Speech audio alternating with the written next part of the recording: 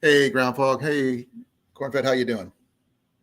Just got home. I had to make a quick run to the store thanks to because Jenny's not feeling well, and I forgot my medication for my weight loss stuff. And please forgive me. I'm still getting used to wearing these. I just got them this morning, so hopefully you guys can hear me. Not sure. I'm gonna turn my Bluetooth off because I don't want to. I want to be able to do it through my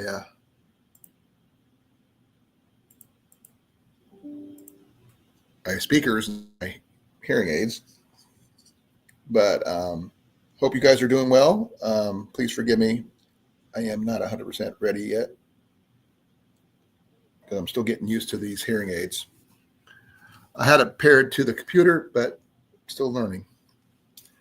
Got some stuff I'm talking about the Cheer County Flea Market coming up and what I plan on looking for, what I plan on taking with me for camping overnight. And I do plan on doing a live Saturday night with my boy Ian at the very least.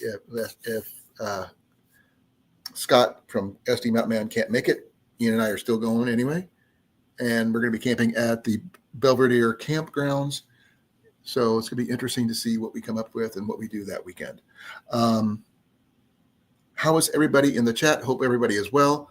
If I don't not have anything ready coffee-wise, and I am, like I said, I just literally just got home before I went live. Jenny is literally not feeling well. I had to go pick up some Pepto for her, and I hope she feels better soon. We think it might be an infected tooth. We don't know for sure. We're going to find out tomorrow. If you're here, please let me know. I see one person in the chat right there. I forgot to do this one. Give me a second. I have not done this.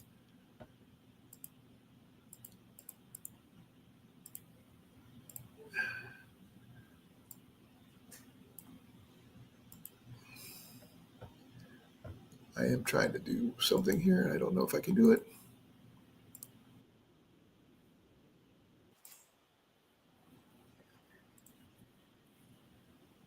There we go. Popping out my chat so I can keep track.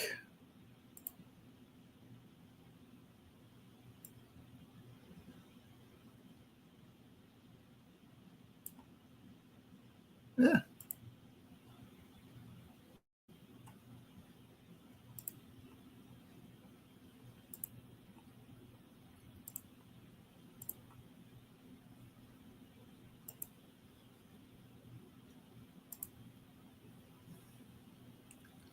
Okay. You guys getting prepped for your move, or what's the deal there, Rob?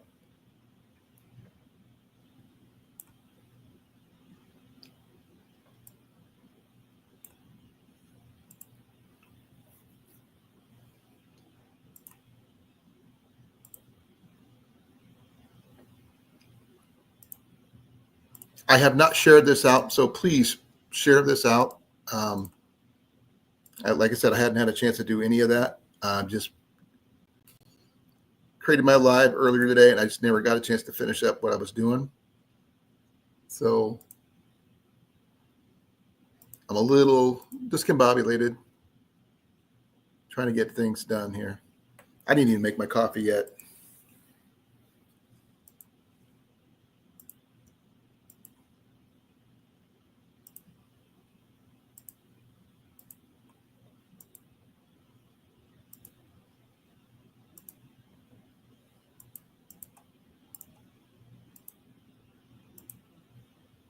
Okay, now I think I got everything shared out. But I'm glad you're here. And as the little sign says, you are number one in the chat right now. As I showed you, I just got here my hearing aids today. It's kind of hard to see them, but they're here. Apparently, they're Bluetooth. I can hook them up to my computer. I can hook them up to my phone. So I can talk on them, which has got a little microphone on here, which is really weird. Still getting used to it. Okay. How's married life treating him? Figured he'd go on a honeymoon or something if he could afford one.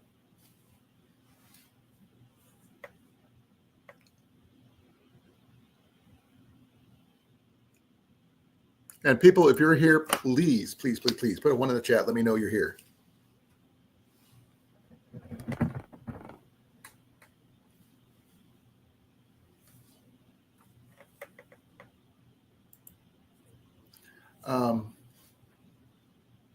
I really want to make me a cup of coffee right now, but I'm going to have to wait.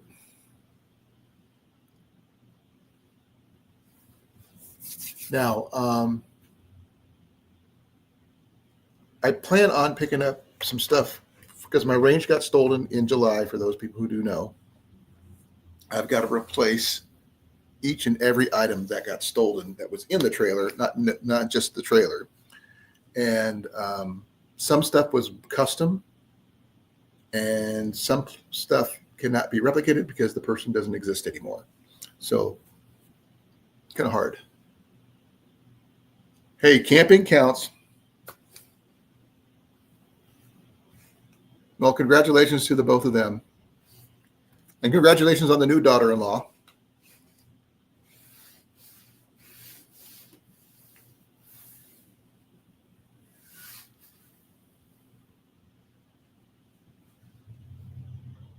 So if I disappear, that's me. I still haven't eaten supper yet, so I got to do that. I made supper. I just haven't eaten yet.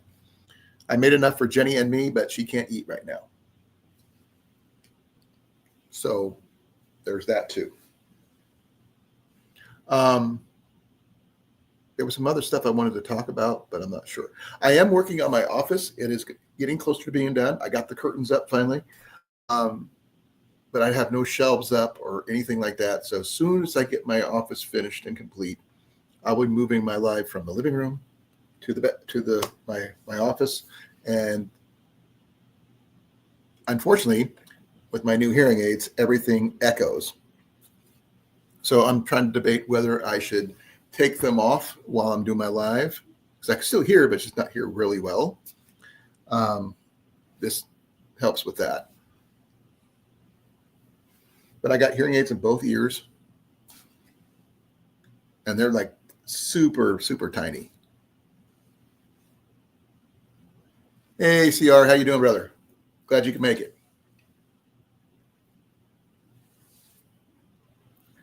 Let me grab me a quick bowl of supper because I made myself some cheeseburger macaroni and a glass of milk, and I'll be ready to rock a little bit more. It's not coffee or caffeine, but at least give me something to eat.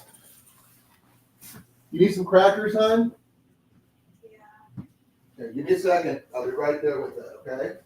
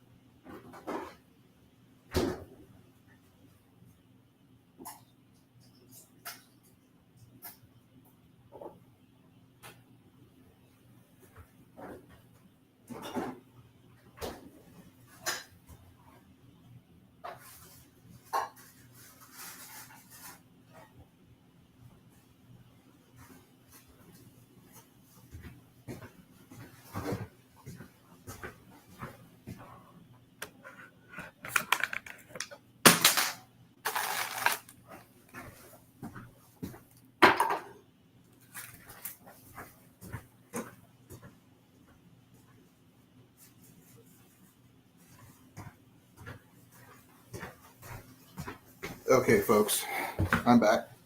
Trying not to spill anything.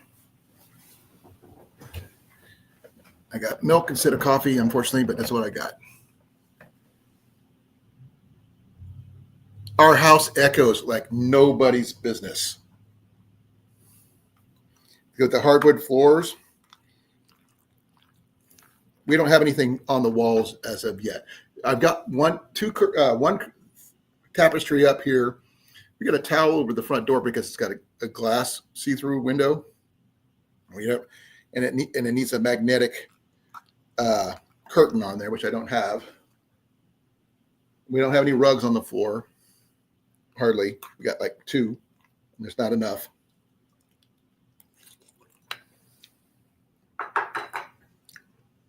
I'm also wearing my boots, so it makes it a little loud.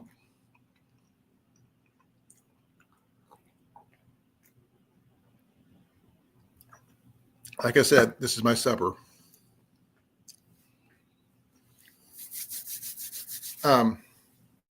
I will take my boots off for when I move around again. It's not clomp, clomp, clomp.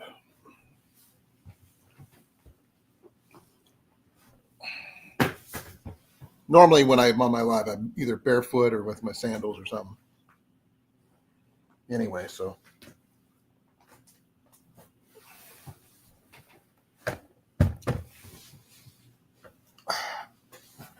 So now, as I'm right now, I'm barefoot. Oh, ow. And on a good note, I went and did a whole trip to Walmart and back without my cane. So that's a bonus for me.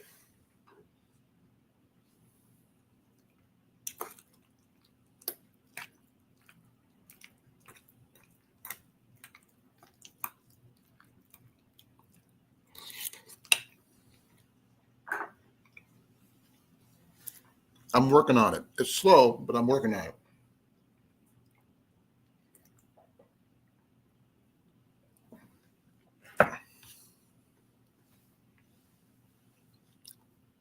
Now, at the flea market, which is coming up next, Ian and I will be leaving next Friday. I will be going up to the Belvedere campground, camping right next to Belvedere Lake Belvedere, and setting up our one camp in the same place we've camped at the last couple of years. And hopefully we'll see Scott, SD Mountain Man there. No guarantee yet, but we're hoping.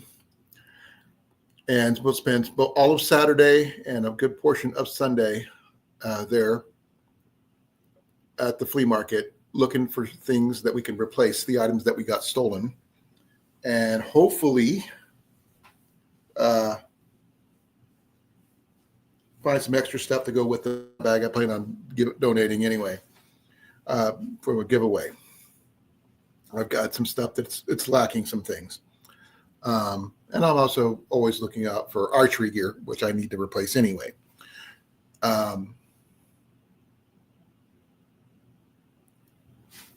Please, somebody ask me some questions because I'm just all I want to do right now is just stuff my face and listen to somebody else talk. Okay, what are you needing? Anything in particular?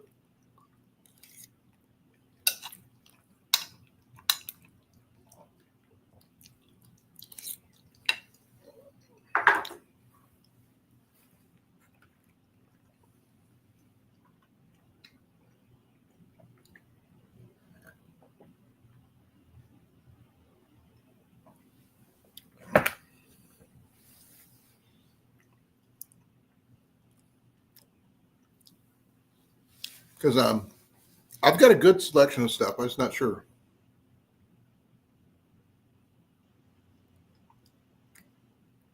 Okay, are you talking about purifying water, carrying water, that kind of thing? Which is it? Carrying or filtering? Or both? Because finding water filters is not as hard as it looks. At least apparently it isn't for me anyway.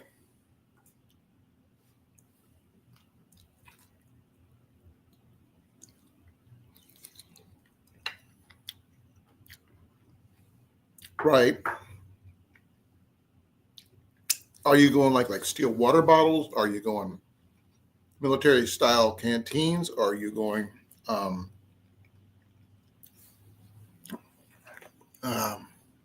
Nalgene bottles, that kind of thing.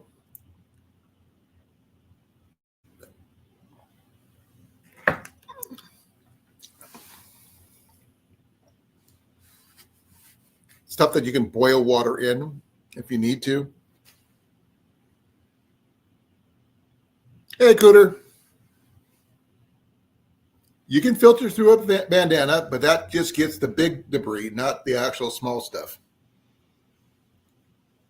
Now, I do have filters that'll filter out most things.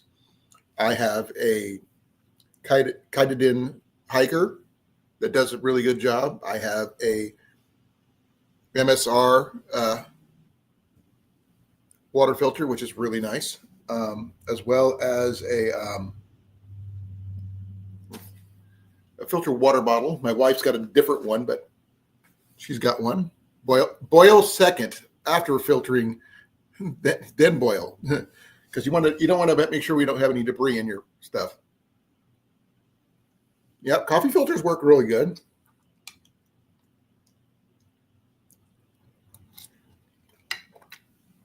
Just don't filter it through your socks after you've been wearing them. Not a good idea.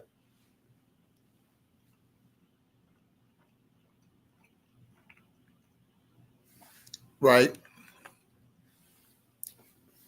I got a Sawyer Mini. I got a Cunningham Hiker. I've got my MSR and the new water bottle I just acquired. It's an Aquamira.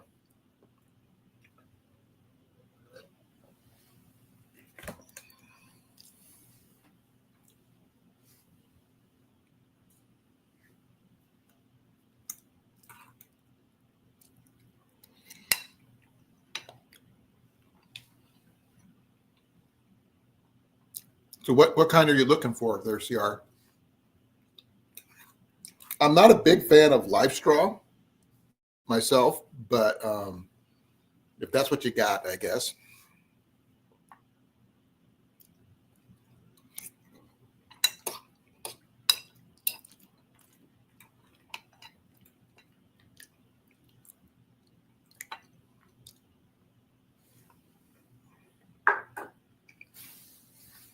That's an interesting idea.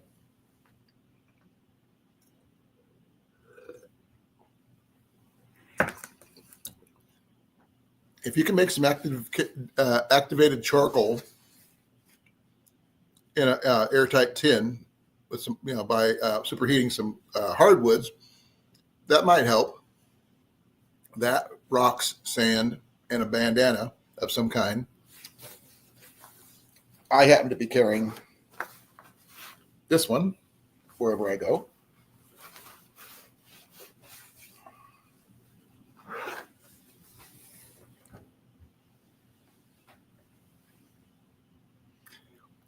I'm not a big fan of it, Cooter, for one reason. It's not as versatile as people think it is. Anything that requires you to put your face up against dirty water in order to drink it, not my favorite thing to do.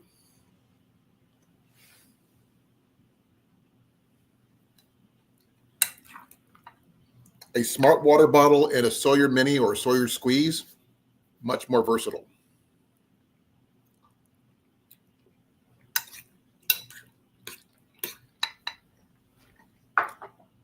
Now, you can use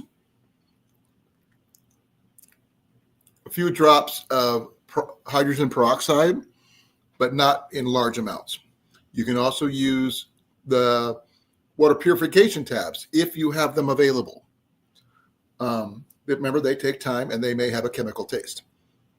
You can also use, what is it?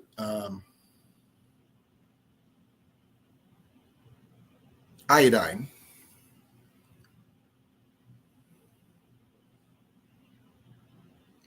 Well, that's a good idea, Cooter. Think outside the box.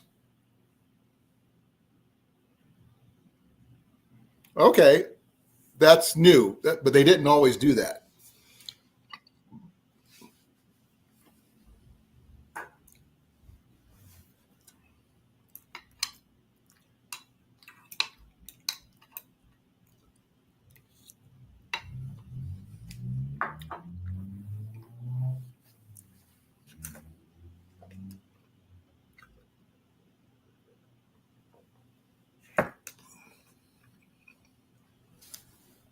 Yep.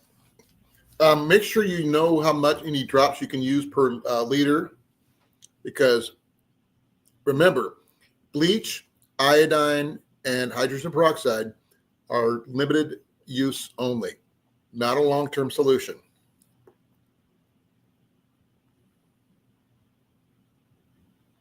Right. Most people use either number 36 bank line or whatever cordage they can get their hands on. Um, if you get paracord, awesome, but it's not always necessary. Use what you got. Clear-ish is correct.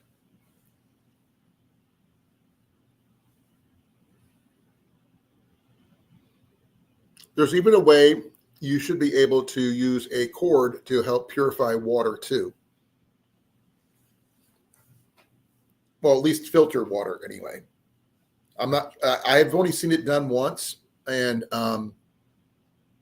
it's different. It takes a while though. And that requires you putting one container above the other with a rope hanging down, and the water seeps through the rope, the cordage into the other container.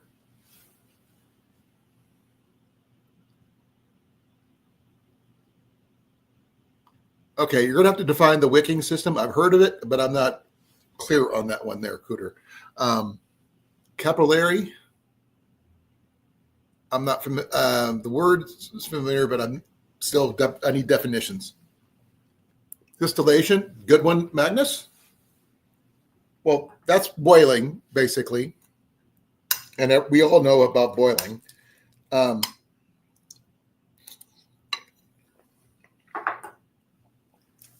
I carry at least 2 methods with me, with the options of doing 3 wherever I go.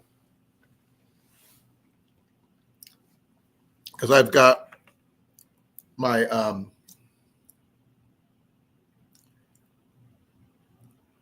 pot for boiling water. I've got my Sawyer Mini, and I have water purification tablets, which I carry with me as well. Both the purifier as well as the clarifier. Okay. Pretty much what I was talking about, I think. Okay, that's what I was talking about. Okay, that makes sense. That one takes a little time. I think that one is like UV version. I think putting it in direct sunlight. I'm not really clear on how that works. I know it does, but I'm not sure how it works. Please forgive me, guys. I got to take these out. I'm getting echoes. For those people who didn't know, I got hearing aids today, and they echo immensely when I'm inside my house.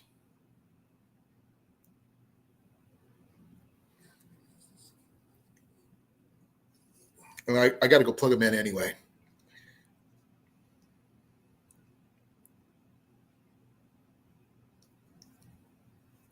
So give me a second. Let me go get my case, and I'll put these in here and charge them.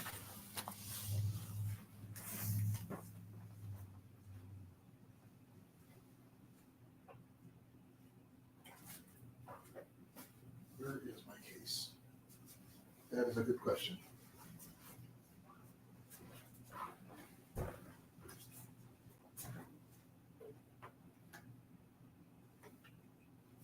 One moment, folks.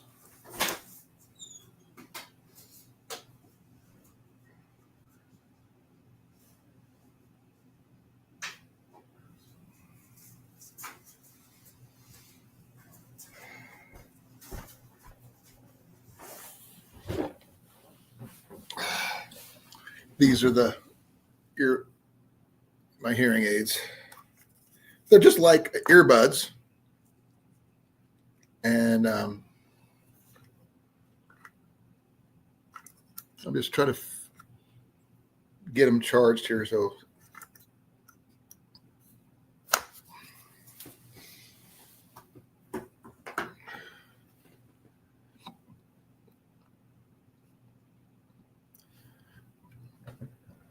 Well, you got to boil it no matter what, and it's this. I know it's collecting the steam off of boiling water through some copper coils to condense them back into water.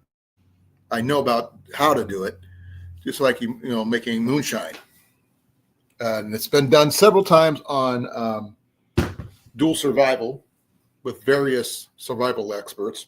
So I'm very familiar with it. I just never done it myself. Never had to. Here comes my brother Rob. How you doing, brother? Oh, not bad. How are you? Not bad. Jenny could be better though. She's not feeling well. Oh, I'm sorry to hear that. Me too. Nothing too serious, I hope. We think it's her teeth that are causing her to get infected, which caused her to get nausea. Oh, not good. She's on antibiotics right now, but it's going to take some time to kick in. About 72 hours normally. So exactly. The problem is, in 72 hours' time, if you think she feels rough now, she's going to feel a lot worse. Oh yeah, she's getting worse now. She's trying to nibble on some crackers right now to help. She's on Pepto. Mm-hmm. She's going to nibble on some crackers, anything to settle her stomach. There's not much you can really do for dental. Nope. But the topic somehow is on water purification. And good start. What methods do you have over there that you prefer to use? Well, it's an interesting one. I was discussing this with some friends recently because now that the UK officially has no clean natural water, I mean, that's a conversation in its own right. Right. I think we touched on it before, I think. So basically, yeah, all of our natural water course is now polluted in one way or another. So purification now, even at springs, is a requirement. Right, for safety reasons, and Yeah, survival. Entirely, 100% safety. Annoying, but hey ho. So once upon a time, when we were young, reckless, and believed we'd live forever, we used to just swallow half a chlorine tablet and wing it. Just to make it very clear, don't do that. It's incredibly bad for you. It could kill you. Yeah, there is that. So now we use a combination of filtration, boiling, and chlorine. Well, you can't buy iodine over here on the open market anymore.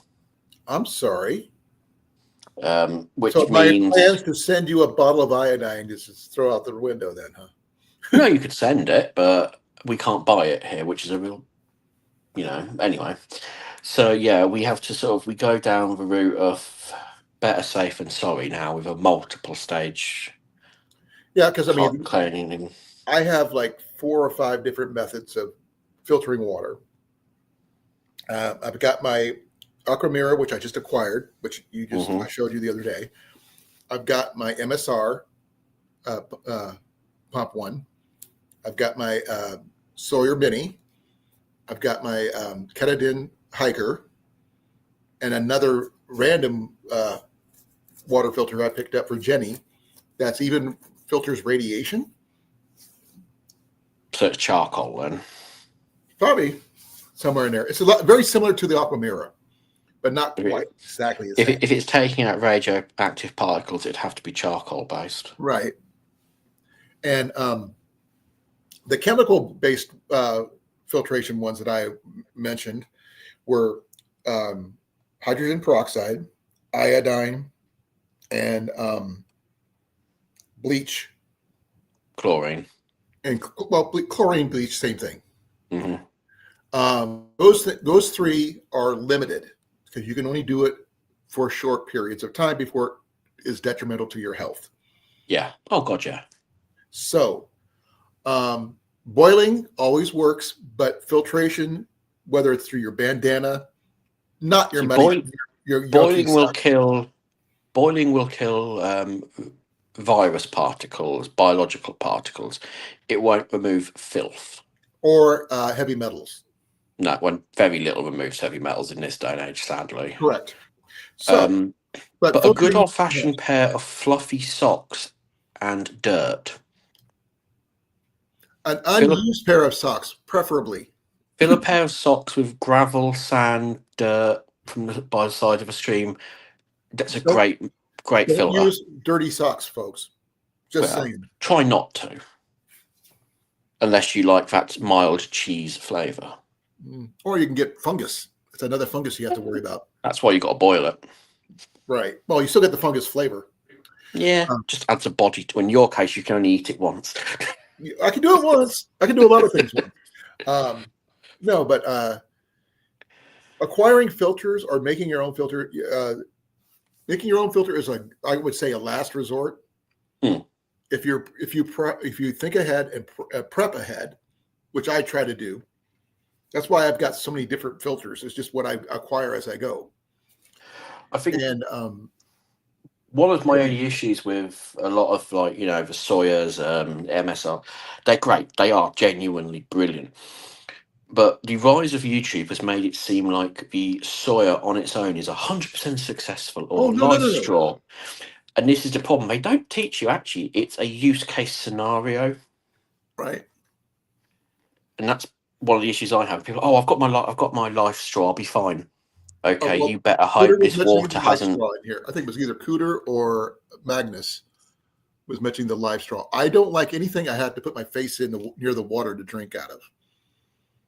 Okay, and you had no way of getting water in large amounts to cook with, unless you want to put it in your mouth, then you spit it into a bucket. Yeah. I don't like that idea.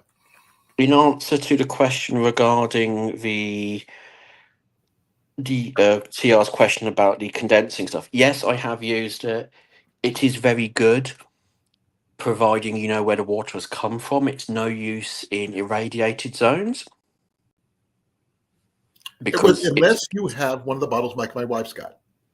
well, it's a chemical reaction. Well, obviously, if you're taking water from an irradiated source, the chemical nature has been significantly altered. Right. But yes, it's a very effective way of stage 1 filtration. Give me a second here. Oh, ow. That hurt. I would still, even after using it, I would run it through another filtration, MSR, live straw, Sawyer, and boil it regardless. Always boil all the things. Boil is always the last thing you do. Not the first thing, the last thing. Many boilings. There's no harm in boiling more than once. Right. I'm just trying to remember where I put. And of course, not forgetting 2 water bottles, never 1. 2 is 1, 1 is none. That's the rule. I've been tempted into buying, these filtration flasks that all the cool kids have got. I'm trying to think what it's called. That it's like a thermos cup with a built-in filter. Right. The fact they're like $800 puts me off. 1. There's 2. Okay. But yeah, we have over here historically relied mostly on US Army chlorine tablets. Well, I'm going to throw this up here because I have it here.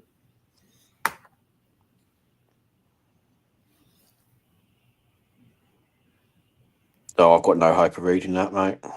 Active ingredient is paraglycine hypoparidide. It's a water purification. It's a potable aqua filter. It's a purification tablets and neutralizer for the purification tablets. But that's my last ditch before straight up just filtering and boiling. But I also have, like I said, not that one. My Sawyer. But I've got. So that's found in home water filters. That paraglycine, the stuff you put the glasses you put in the fridge, the jugs. Right. It's found in them. Which is interesting because they're horrifically bad at filtering anything other than clean water. Right. I had one in my fridge, and if I wanted to get sick, it was usually the number one cause. Yeah, this thing's still sealed, which is good. Mm. So I carry all my filters in this bag right here. Oh, This is the one my everyday carry stuff. This will give you a laugh. Not recommended for fast purification of water. Graphene. I mean, Graphene I work. regularly keep a kilo of graphene about my person. I'm just made of money. Nope. What about the people who have the steri pins? I've tried them. They're Do they interesting. work? Yes, but as part of a process. Right. Just like it's like the last ditch thing before you boil it. In essence, what a SteriPen does is the same as you going on a sunbed for 8 hours at full whack. Or putting your water bottle in the sun for about an hour. It's a hyper fast version of that. It works for its target. But the thing is, as long as you have batteries in it, it doesn't clean water. It purifies. It sterilizes it. Yeah. Yeah. I mean, this is the problem. 9 times out of 10, these things all work really well in their one field. Right. But you need a collective off them. Right. 4 to 6 hours. Oh, 6 to 12 hours. Okay. But because CR was putting together a kit, and one of the things he was trying to figure out is how to purify water in his kit. That's it, the Grail. That's what it's called. Sorry. The Grail is a good system. Don't get me wrong, but it's highly expensive. Yeah, it's not that big. Mm-mm. And it can't doesn't hold very much. A lot of effort. Yeah, it's a lot of effort. That's what I like about the Sawyer Squeeze. You could set it up as a gravity feed system. You can put the Mini and do the same thing. It's why I like MSR do. It's a campground size filtration system with storage bags. Right. I mean, it's not cheap, but you are getting a lot of. I've got a MSR one with a platypus bag. Yes, if you imagine that on a larger scale. Yeah. With extra filters. I got extra backup filters for that one. So that's I think the bags are black, so they get hot to maintain sterilization. Right. All right. Now, here's a good question, guys, for everybody, actually. Yeah, have you seen those little solar showers? Yep. They get up to over 120 plus. Mm-hmm. Would they sterilize water? Nope.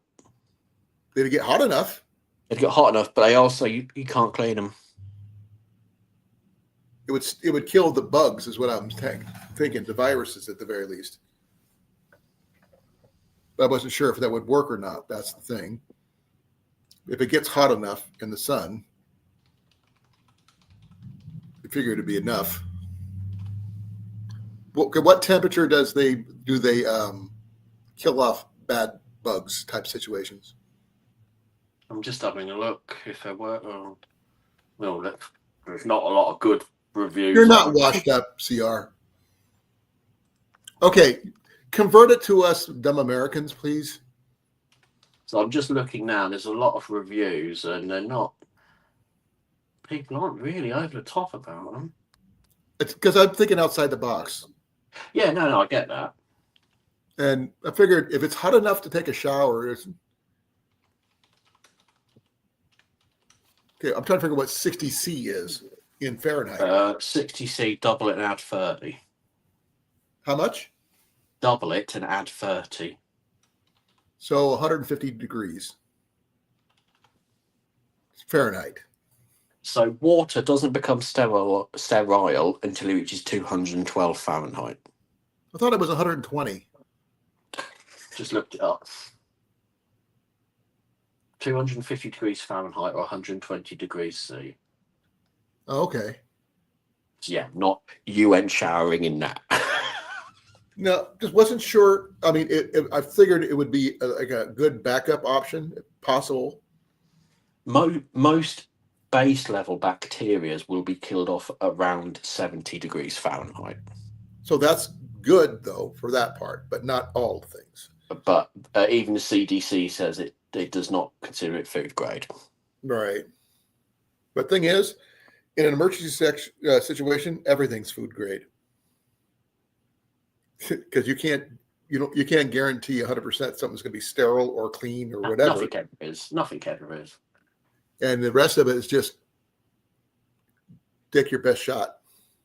And you have to also remember any sterilised water is only good for 2 to 5 days, depending on the environment. As I think it was Cooter or Magnus were talking about distillation. Distillation is fine as long as you can keep the receptacle you have them in closed off. Mm-hmm. But as soon as you open it, then your time period kicks in. That's what the solar desalinators are based on. Right. A rudimentary form of that. It's not massively effective, though. Yeah, the one thing I've always wondered, since the Thames is so big, is it salty or not? At the mouth, it's brackish.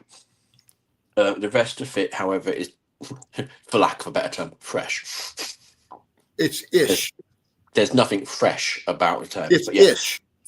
It's crap. No, it's technically fresh water up until the mouth where it becomes brackish. That's why I said it's ish, because it's not technically drinkable.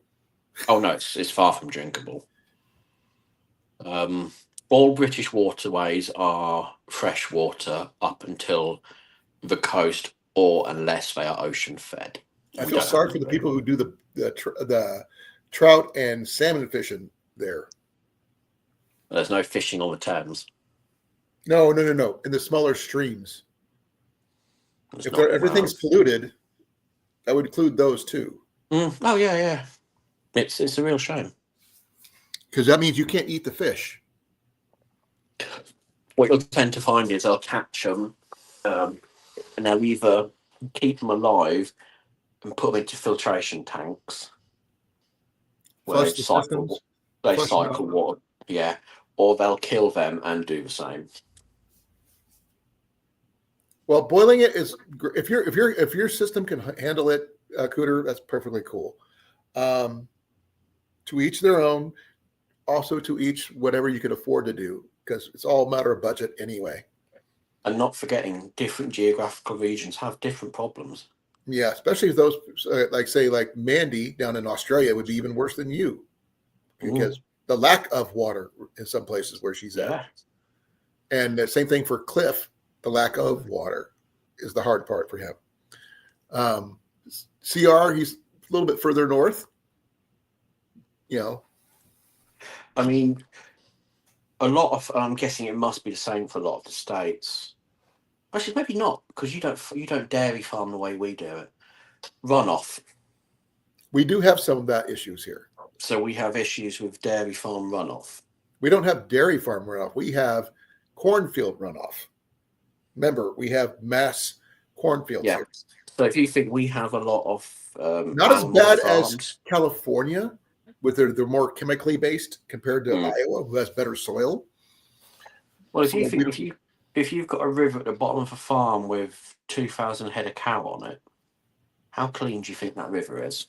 Oh, we don't have cows here. We have the pig issue, because we have 7-to-1 pig to human ratio here.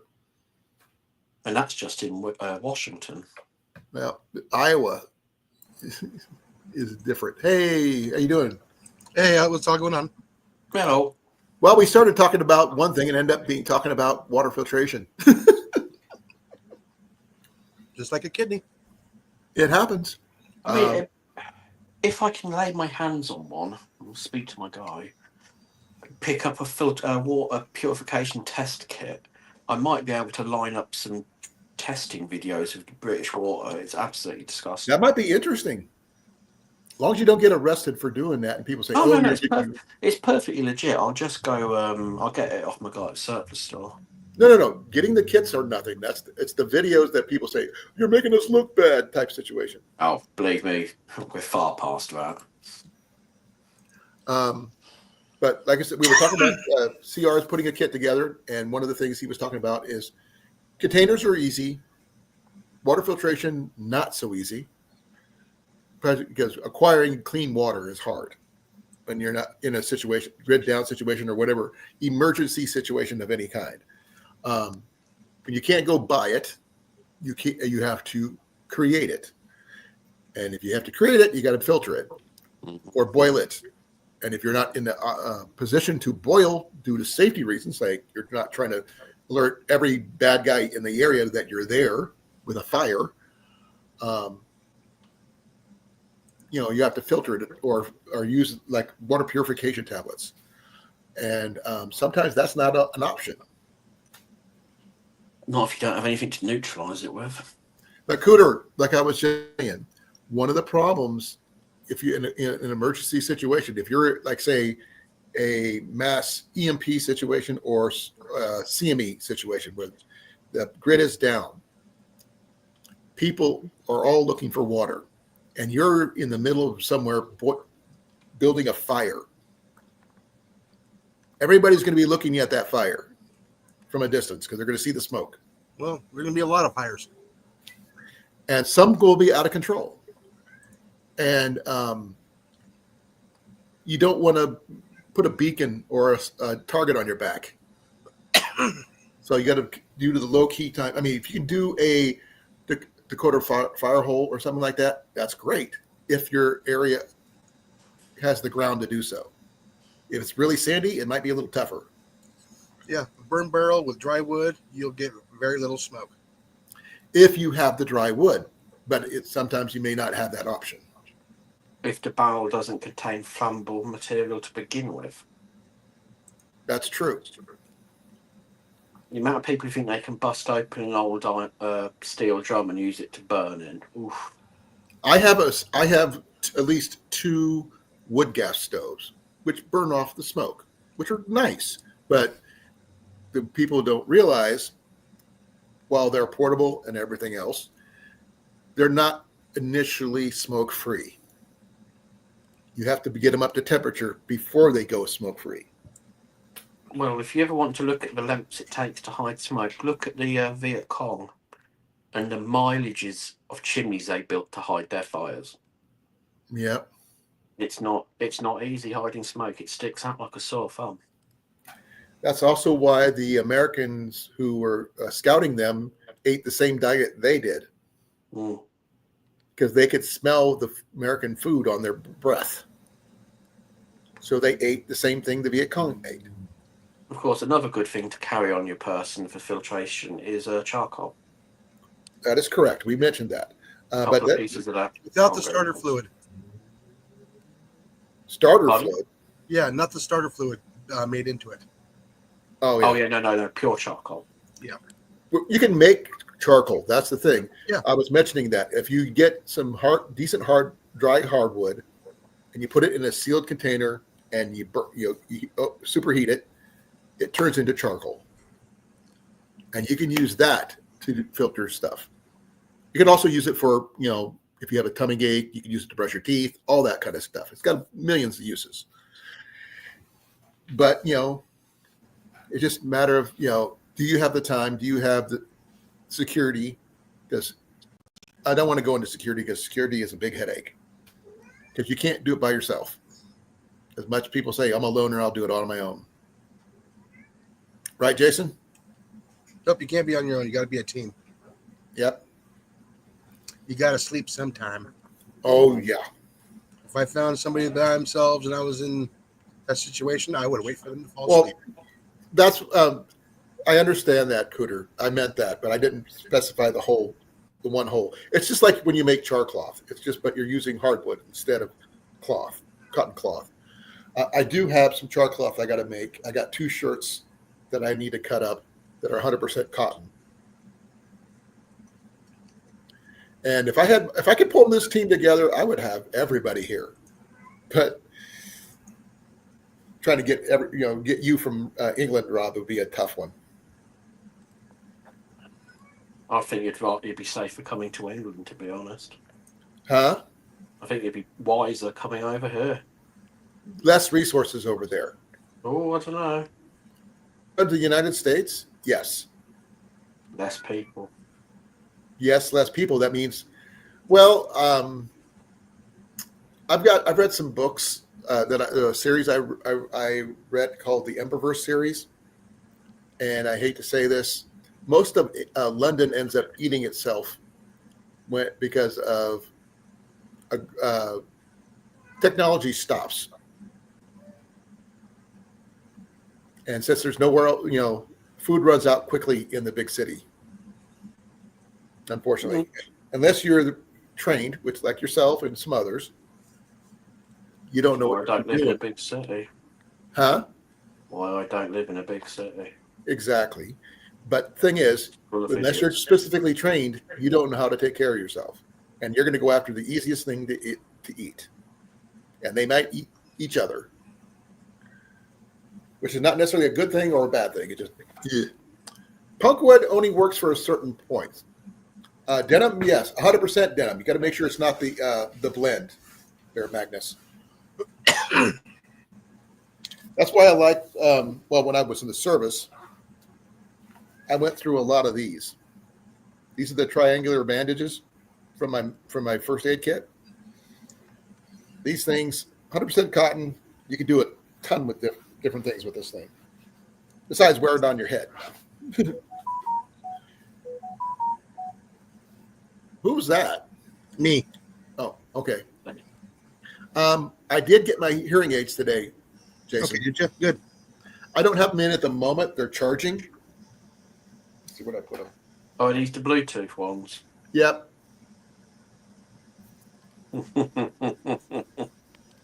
I'm not a big fan because I get a lot of echoes.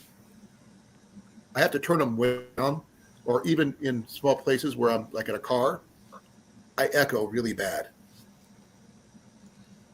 You'll But get used I to can it. hear a bit, like right now, because I don't have them in. But when I'm in certain areas, I have to have them in, or I can't hear at all. You'll be surprised how quickly you adapt to those Bluetooth ones. They're astounding. They're to a point. I had to figure out how to they're pair it with better my than your computer and current. my phone. I mean, I can't turn up turn them up to listen to like my books on tape. Unfortunately, my Yeah, they're audio not books, designed for that.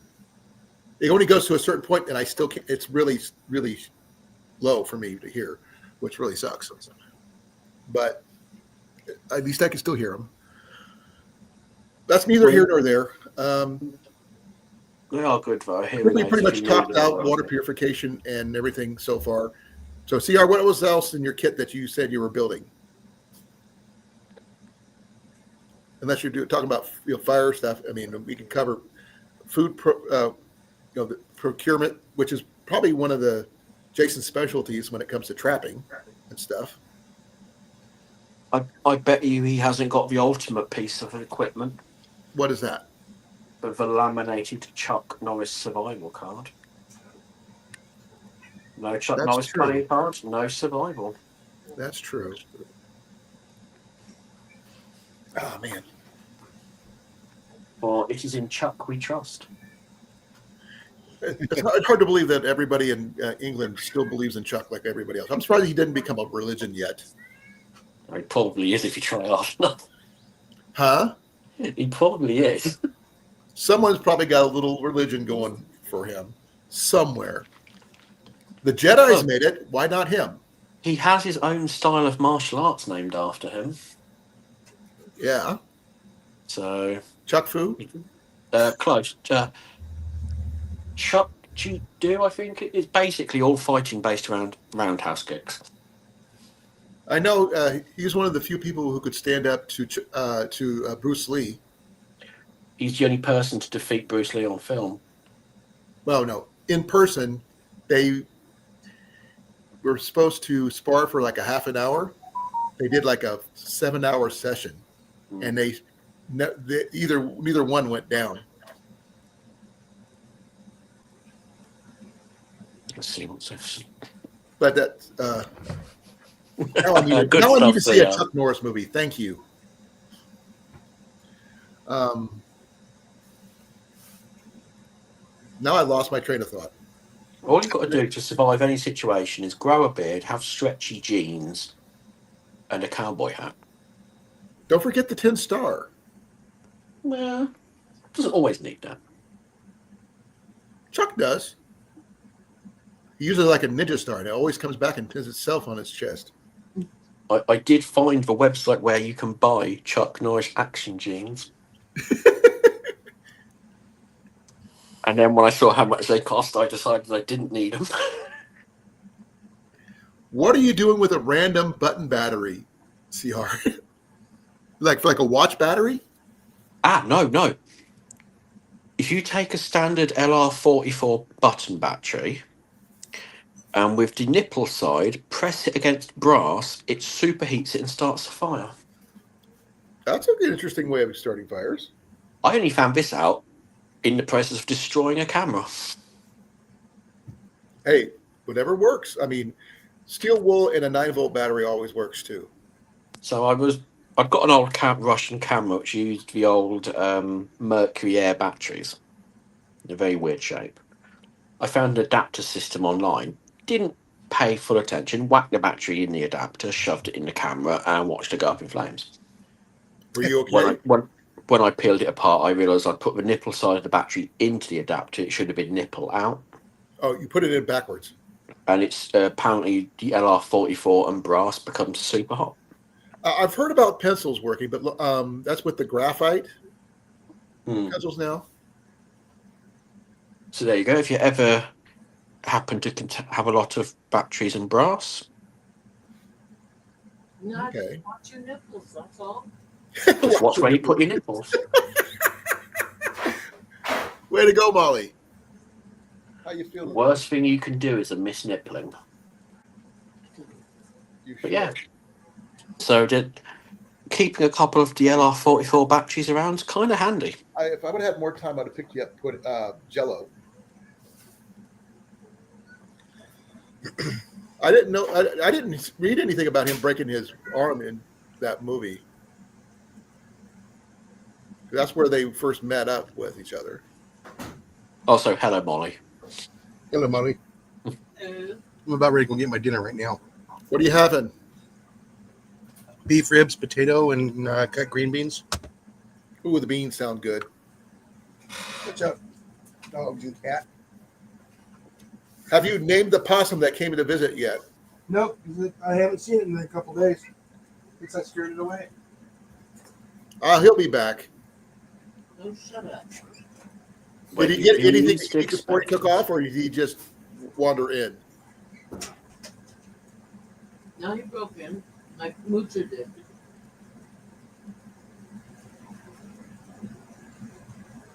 At least you don't have to possums over there too much, do you, there, Rob? No, we don't have possums in the UK. Huh?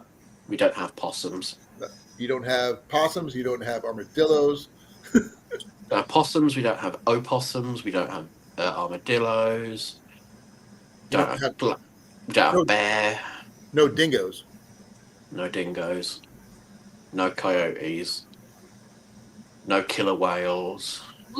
That's a shame on the killer whales, though. Those are pretty. No native ostriches. I mean, pretty much any animal you're going to list, we don't have. Well, they But we said do that have about emus in Florida, but someone found a wild emu running loose in Florida. no clean water. Yeah, that's true. But I tell you what, we do have the tactical strike badger. It does not beat our Wolverine. Yeah. Yeah, somebody got footage of monkeys in the trees in Florida. Yep, there's monkeys there too. And not in a zoo. There is a island full of them. And also, guess what? Chicken butt.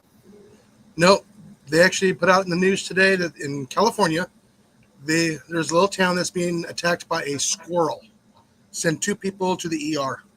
Do you know what? As soon as you said the words "in California," I knew it was going to be stupid and utterly believable. Yeah, I know. The thing is that they're out doing Florida now. Did you hear about the kangaroo in Des Moines?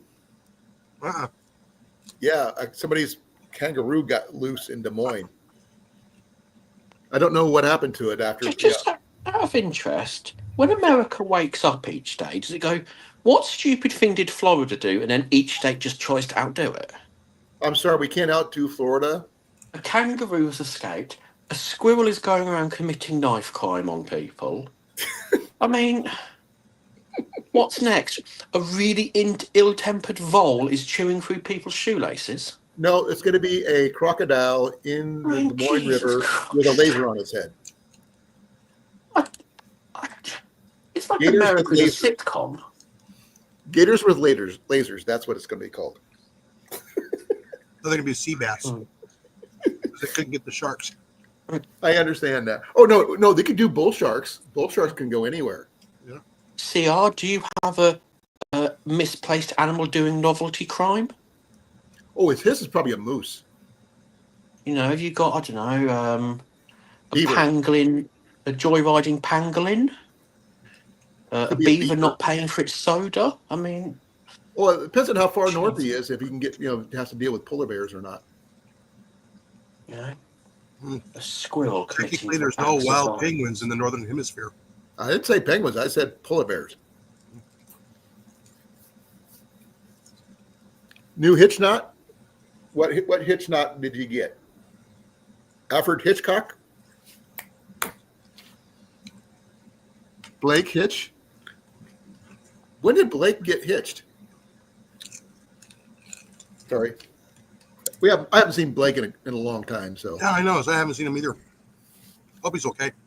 I hope so too. I mean, I know he got a new job a while back, and that's all I know. Well, that's a good way to ruin your social life. Well, they switched when I went to nights temporarily. That's killed me being online at all. Works for me. Well, I'm a day person normally. But my target audience is in the States, so nighttime works. The only thing I can't really tie is a tie. Yeah. Rob, Cooter wants to know if you've seen Sasquatch in the UK. No, we don't have that here. You have anything similar? Black Shug. It's a giant devil dog. Is that Big Irish? Black dog. No, he's English. No, there's a folklore of a werewolf-like creature in Ireland, but is it a good one that helps people? Like helps lost people get home, that kind of thing. That could Fish be on their windowsill. That could be anyone's grandma in Ireland. But he leaves fish on their windowsills when they're hungry. Yes, we have. What else do we have? Black Shug. We have the Headless Horseman. In fact, that's in my county. Ichabod Crane. I thought is that English? I thought that was New England. No, that's based on the story of the Headless Horseman.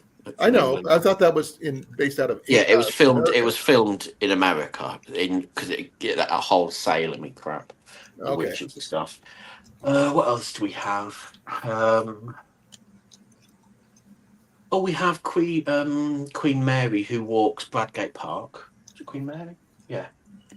Her ghost walks Bradgate Park. If I go by the cartoons, you got gargoyles.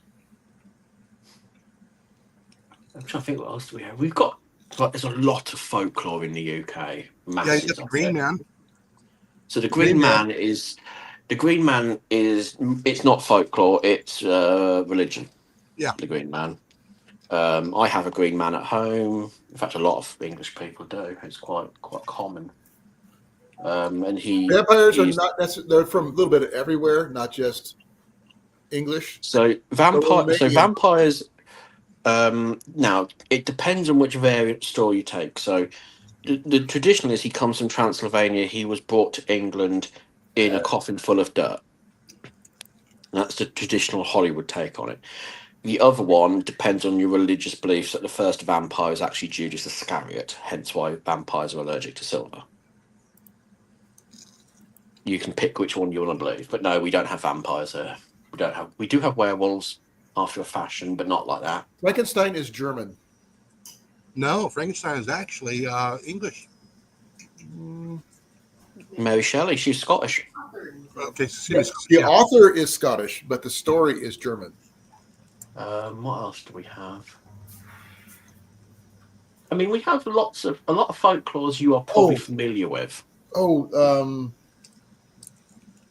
Hound of the Baskervilles. Sorry, had to bring that one up. That's Black Shuck. That's That's another a name for it. Yeah, So that's a story by Sherlock Holmes, and that I comes know, off the history of Black Shuck, the demon dog. I know, but I had to bring him up. Um, Some people just believe that Sherlock Holmes was real. we have sprites and imps and woodfolk, lots of Leprechauns woodfolks. are Irish. They are, but not in the way you guys seem to imagine them. Oh like no, no, no, Boston. no, no, no! I'm not talking, the pot of gold, wearing green type. No, Leprechauns are somewhere between if you ever watched Charmed, that's not actually a completely inaccurate depiction of them. right.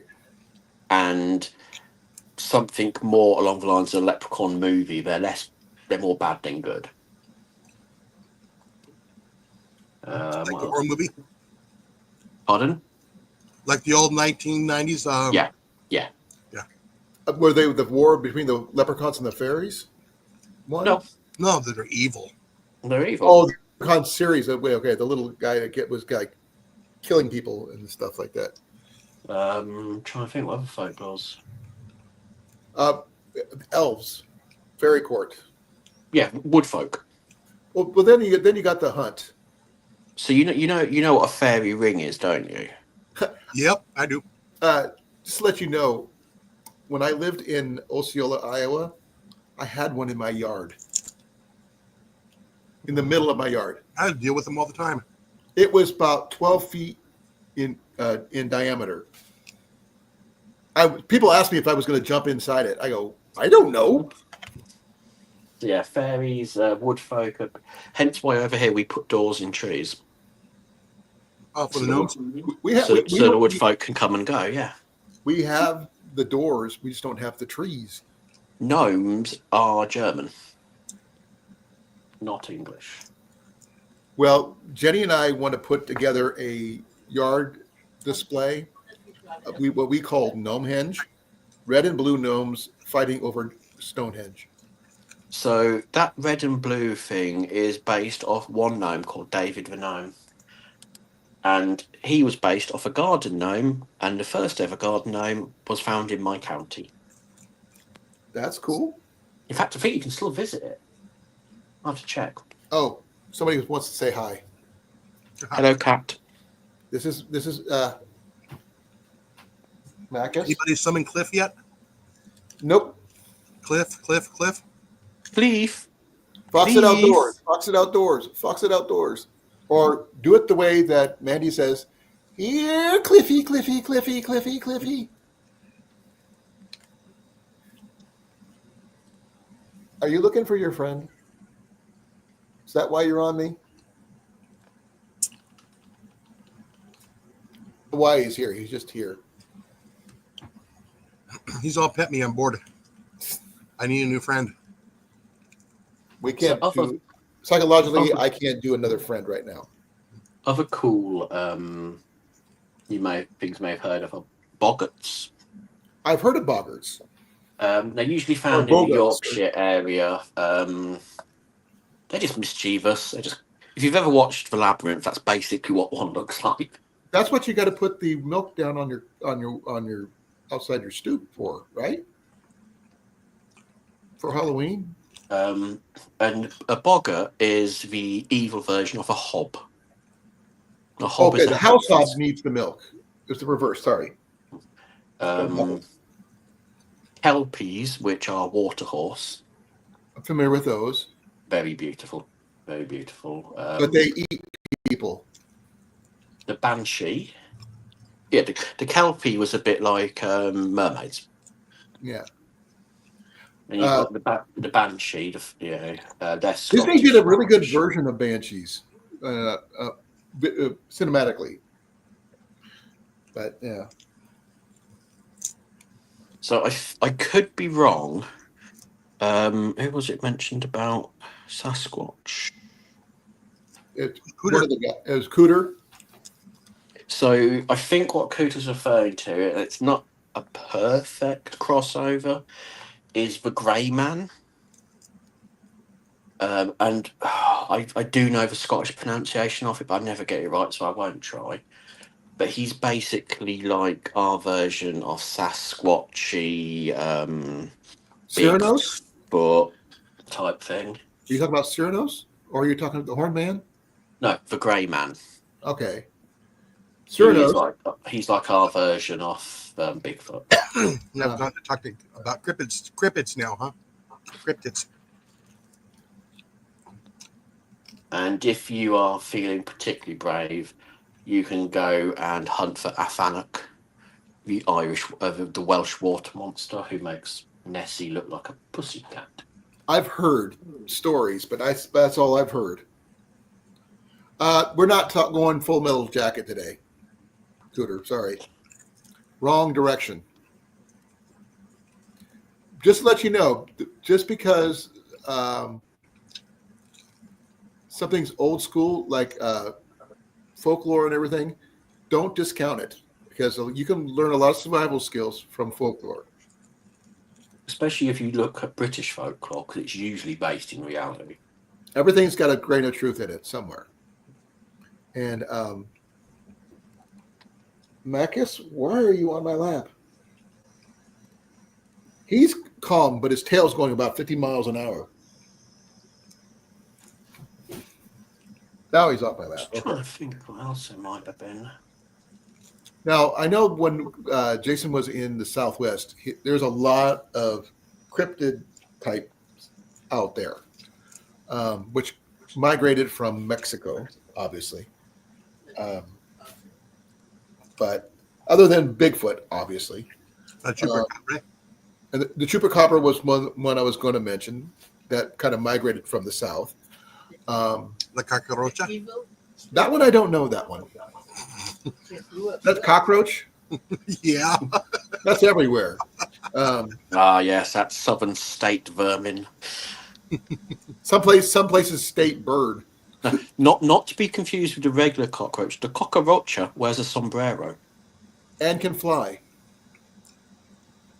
Yes, some cockroaches fly, folks. But I'm a big fan of cockroaches. I had one walk across my face once in one of the places I used to live in. Never again. Do you know cockroaches clean themselves after touching humans because they think I pick them up and throw them on people. Yeah, they're lovely little pets. Oh, Bigfoot could be real. I'm not discounting that he's not. Except, well, we have no proof either way. Yeah. Until it's proven 100% either way, I withhold my thing. It's like, I know the Clifford is real. I know that Clifford is not a myth or folklore. He is very real. Who? Clifford, the big red dog. Clifford, the big red dog? Yeah. A little exaggerated, but yeah. Yeah. It's like Babe, the big blue ox, and Paul Bunyan. Paul Bunyan. And what was the other one? Oh man! All the good folklore from the Southwest, the Western cowboy ones. Pecos Bill, I think it was.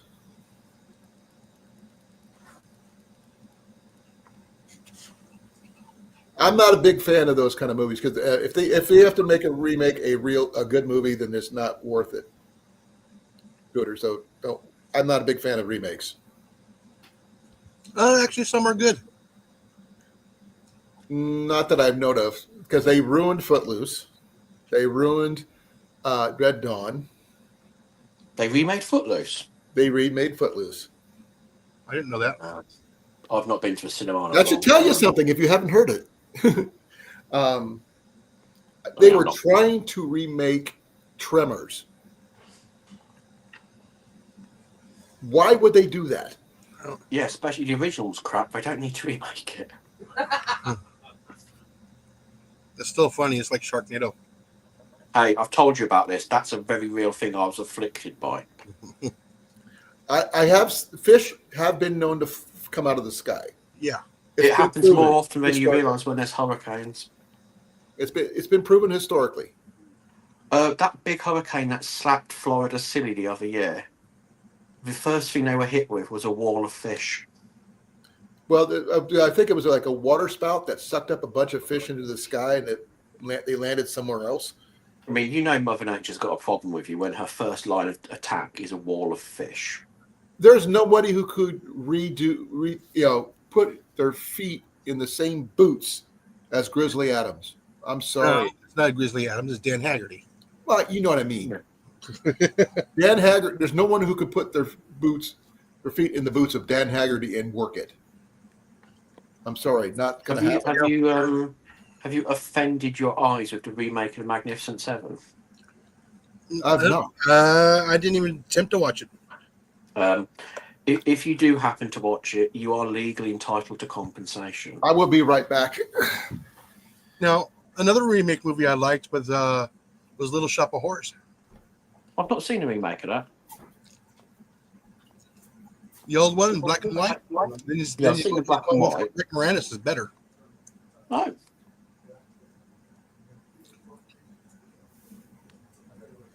Oh, You didn't know that?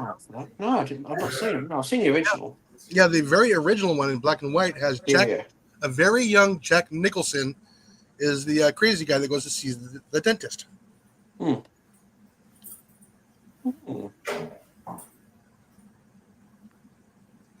It's not as entertaining as the one with Rick Moranis. The one with Rick Moranis is far more entertaining.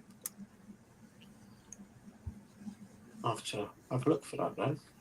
And then you got the old black and white The Thing. Then you have John Carpenter's The Thing. Way better than the original black and white. Oh, if you haven't, don't watch the remake of The Wicker Man. The what? The remake of The Wicker Man Okay. does not need to exist.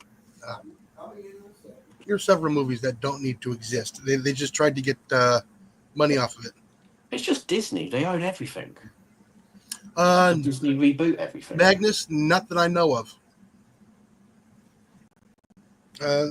They should make a sequel to District 9. You know what? I don't know if that would fly. I know they tried to make a Starship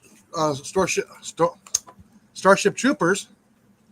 You know, Again? to continue on. No, didn't work. Not surprised.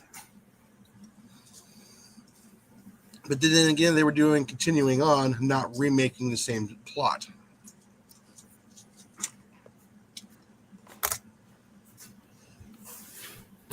Okay, what was it? What are we talking about? Little Shop of Horrors. I'm not a fan. Actually, I enjoyed it. Nope. Anything that requires a plant that could grow and eat me, no. Well, it started out as a play. I on know. Broadway, yeah. Rick Moranis did it. But no, it wasn't. It was Rick Moranis and Steve Martin that made the movie. I understand that, but Rick Moranis was in it, is what I said. But the thing is, I am not a fan of the movie. Alrighty. CR. Be well when you go, but he's still got a 34 minutes, so he's still going to be here. Okay. I'm going to try to get away from the movie thing because last time we got on the movie kick, we talked about movies for 3 hours. Yeah. And that though, which is really interesting, we stayed on topic the entire time. Don't ask me how. It just sort of happened. But a good topic I would want to go with survival movies that actually give you really good advice. Not just glorified gloss over type stuff. Well, like I said, rest in peace for Robert Redford. Yep. Because He didn't really do a lot of survival stuff, but did you do any sci-fi movies? I don't know about sci-fi, but like I said, he did really good in Jeremiah Johnson. Oh yeah. Okay, so I would say that one would be a really good survival one. Because if it wasn't for that rifle, he would not have survived. You still got the movie. Huh? Yeah, we're still talking about the movies. Yeah. He said survival movies. I would say, well, Tom Hanks in the one he did, Castaway. Castaway. A lot of good information in that one. I think it was better on Gilligan's Island. Gilligan's Island doesn't count. It wasn't a straight up movie. It was a TV series. Yes, I know they made for TV movies, but it's not the same thing. It teaches you what not to do. And no, you can't use John Carter either. Though, The Martian with possibly, if you know which one I'm talking about. Oh, Enemy Mine. That's a good one. Magnus, you hit it at the same time I did when it popped up. Lou Gossett Jr., Dennis Quaid. Yeah, Actually remaking that movie. you know they're going to be trying to remake. Rather not talk about it, but they're trying to remake. Give me a second. I wouldn't mind seeing that one updated. If they kept it to the core of Enemy Mine, that'd probably be pretty good. Give me a second. My last 2 weeks. In a bit. Someone talked about remaking the Rocky Horror Picture Show. Oh no. Yep, Don't do it. with new songs and everything. Don't do it. Robinson Crusoe, yes. On Mars, no. No. Don't. But please skip out on the Robinson Crusoe USN. Don't count that one. That is a Dick Van Dyke movie, not his best. Then you have the Swiss Family Robinson, and Multiple of the Swiss Family Robinson movies are decent, in theory. But you're not going to be able to build a tree house like that with minimal tools. I don't care how good you are. Yes, he was a blacksmith, but you're still limited on supplies.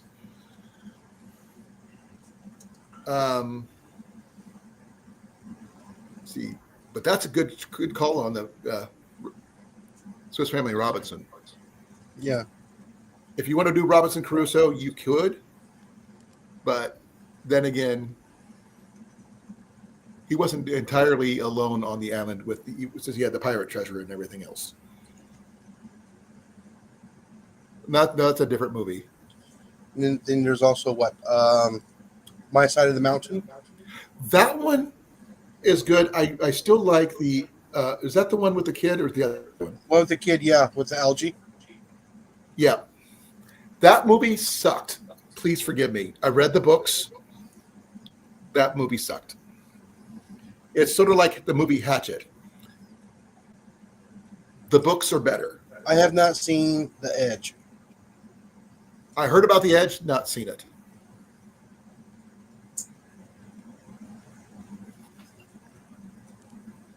Revenant, I've heard of, have not seen. But it's just, I mean, actually another good one that's going to sound weird is, what's the name? It's a newer one, actually. Got any more bones?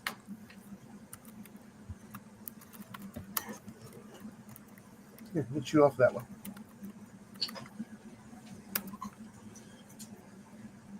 Now, there was one survival show that Molly and I really enjoyed when there was only one season on Netflix, and it was Sweet Tooth. Oh, there's a new season. That's more sci-fi than anything else. It's a sci-fi survival. No, what was that movie about? It's about a virus that changed the. I know the movie. I know the whole thing. But I was saying there's another movie that I'm trying to recall about a guy. You get through the entire movie, you don't realize he's blind. The Book of Eli. Huh? Book of Eli. Book of Eli. Now that is a good survival movie. In my book, in my opinion, that is a good survival movie. The fact that he did it blind, especially taking out that cat at the beginning of the movie with a crossbow without being able to see it. That's saying something. And measuring his feet off a dead body, putting those boots on, and you can't see them, that's saying something.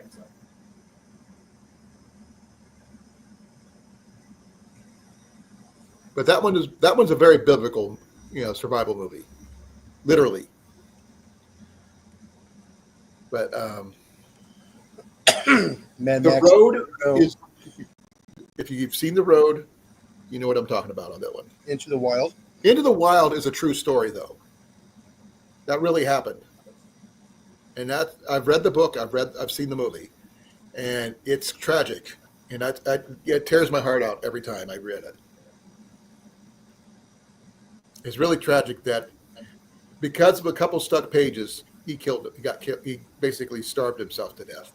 Gone with the Wind. Gone with the Wind. It was a survival movie. No, there's another. That's a backpacking movie. Backpacking movies don't count, but that one I would consider a survival movie because he did try to survive off the land. Mountain Family Robinson, I don't know if that would count or not. No, that's just a relocation movie.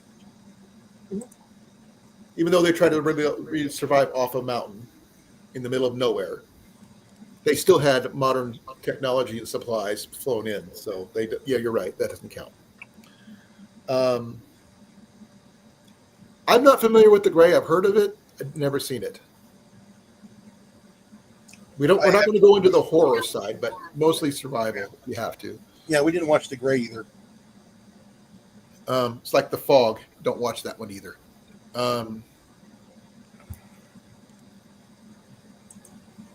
Now, it's going to sound stupid, and it's more of a sci-fi style. If Waterworld is a survival movie, if anybody, if you think about it, the fact that the main character can breathe underwater is beside the point. I would call it an apocalypse movie. It's still a survival movie because they're surviving on water. But Mad Max Beyond Thunderdome and Mad Max would count, technically.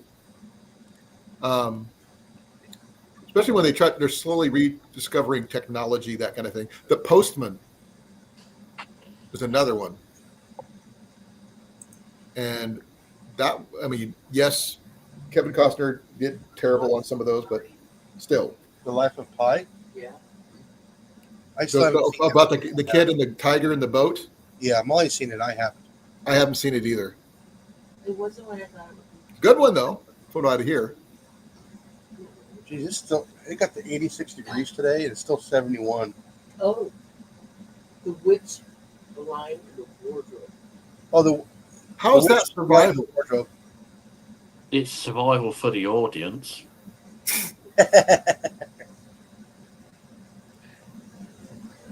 Now, I've seen other movies that were worse than that, but yeah. Like The Atomic Train, the worst movie ever made. No, there's a worse one. Garbage Pail Kids. Garbage Pail Kids. Yeah, that's probably the worst. No, there was another one. Vampire and Son. Look it up. It's a real thing.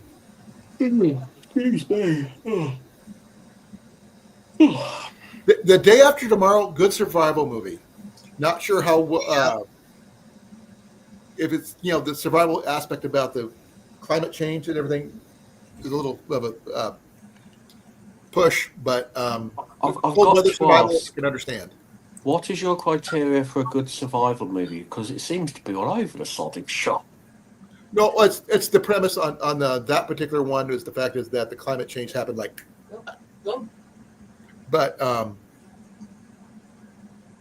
Roadhouse remake sucked. We're not talking about Roadhouse. I watched that the other night. I wish I hadn't. Because you can't beat Patrick Swayze. I'm sorry, you cannot. No, you're good. A lot of times the original plot is better. Patrick remember, Swayze could Patrick be defeated. Swayze was in Red Dawn. Patrick Swayze is easily defeated by putting Baby in the corner. But he married Baby, didn't he? I would argue what he did was illegal. Most likely. Depending on how old he was at the time, because they didn't specify in the movie. But that's neither here nor there, and that's conjecture anyway. Excuse me. Oh, You don't have to worry about it no more. He's dead. I'm just trying to remember some. Yeah, okay. Lord of the Flies. Yeah. Lord of the Rings. That's a little bit more. Surprised no one mentioned that one. What, Lord of the Flies? Yeah, I'm the first person to mention it. Oh, it's tiresome. But when it book's first bad, came the out movie- back in the day, it The wasn't. book is bad. The movie is worse. Yeah. Lord of the Flies and books and off that ilk, I consider to be punishment material. That's the one we did, the miniseries with Rob Lowe. So, is there anybody who learned anything real survival skill from a movie that Which you really tried and made it work? Which one? Doesn't matter. Pick a movie. If you learned something from a movie that you can actually do and make it work, let me know what it is. I'm curious. If Will Smith is present, go the other way. The Stand. The what? The Stand. Stephen King's The Stand. Okay, what'd you learn? Oh, actually, quite a bit of stuff. Like what? Don't trust the American government. And don't carry your pets in the cemetery. You needed a book for that? Anything No, by Stephen King, I'm not sure if that's going to really count. It shows what to do, band together, and get everything restarted. Right. Swiss Family Robinson. I like that one. I love that movie, those series. It doesn't matter which rendition of it, because I've seen multiple versions. Now, that was a survival movie, a feel-good movie, why therapy actually works. Yeah. And apparently, in that day and age, 7-year-olds were really good at carpentry. And making coconut bombs. Alive. Ooh, Yeah. That's based on a real movie, a real life situation, and like the Donner Party, basically. Party of 50. What did you learn from that movie, the OCR? Don't get stuck in the Donner Party. Tastes like chicken. Don't forget the seasoning. That's a little bit much. We're not going to go down that road. That's a little bit too graphic in my book.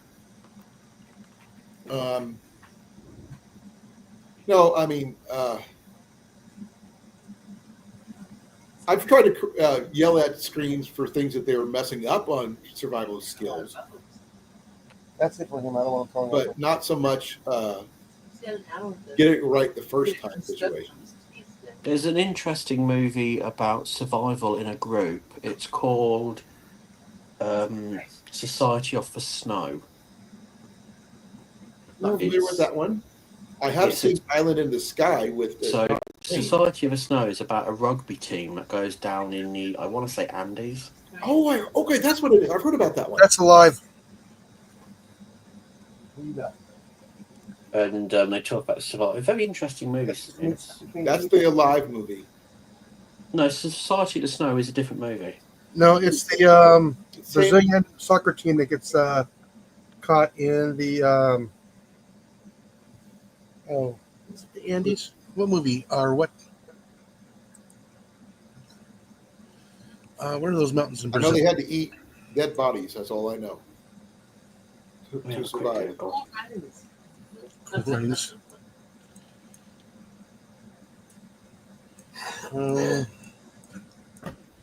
It's I think they were in those mountains. I think that actually took place in Bolivia. I think. Oh, no, this one's based on a true story. Yeah. I think Alive the and Andes, that they one go are the down. same story, different movies. just different titles. I know it was a Brazilian soccer team that got plane crashed up in the mountains. I think it's the Andes. They're in To be South fair, America.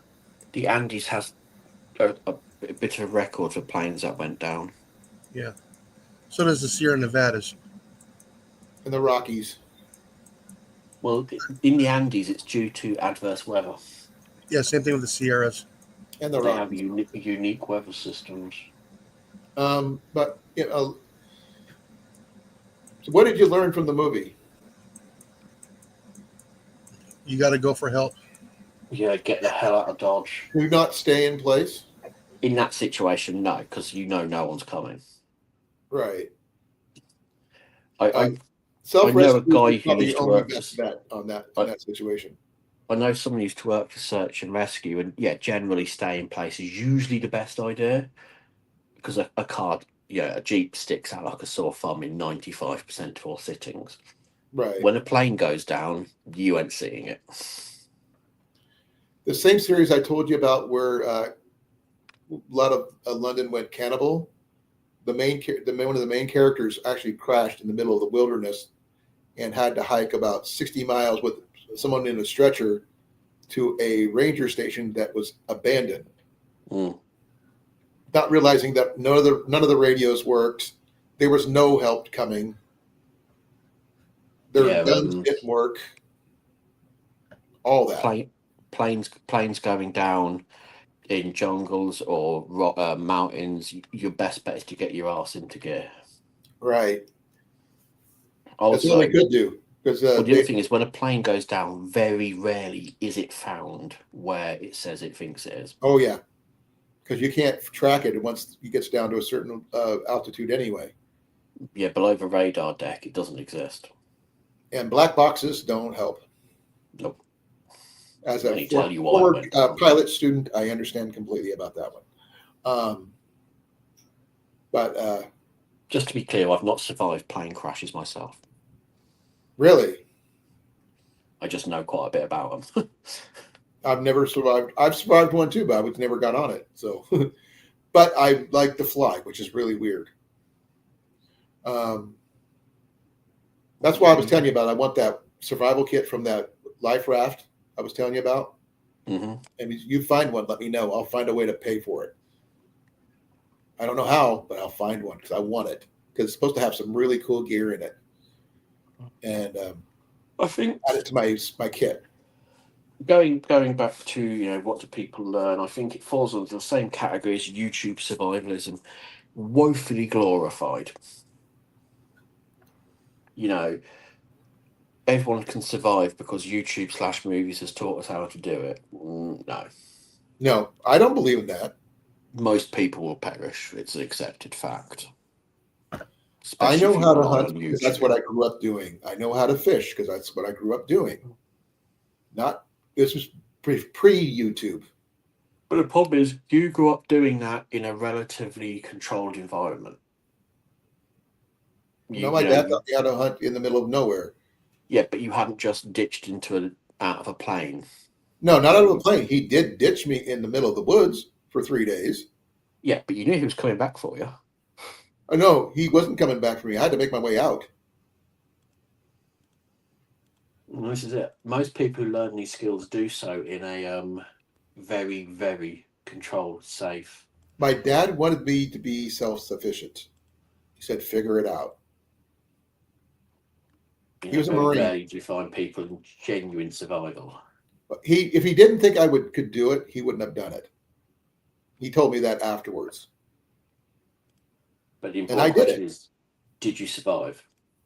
I'm here, aren't I? Wasn't the question? It was a very political answer off you there. I made it. So, Jenny, did he survive? I can survive anything.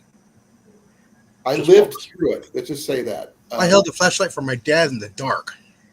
Ooh. I wasn't allowed a flashlight. I didn't have one. I don't mean to gloat. I've still got a 10mm socket at home. No, he did allow me a fishing pole, and and he gave me a BB gun. I think looking back on it, the dumb crap I got up to as a child with my parent, things like at the age of like 4 or 5, well, we're going to change a headlight on a car, but we won't disconnect the battery first. You'll be fine. Here you go, 5-year-old. Don't touch that, or that. Oh, my dad was one of those kinds that said, touch this and watch what happens. One of these things is going to hurt. I'll He let doesn't you tell you that it's choose. going to hurt you. He just says, watch what happens to you when you do. Yeah, I Not think enough looking to back on kill some you, of but the enough dumb to stuff I shock the did. crap out of you. Oh, I genuinely am questioning how I survived most of my childhood. Well, we're glad that you did, though. Survival TV shows, CR.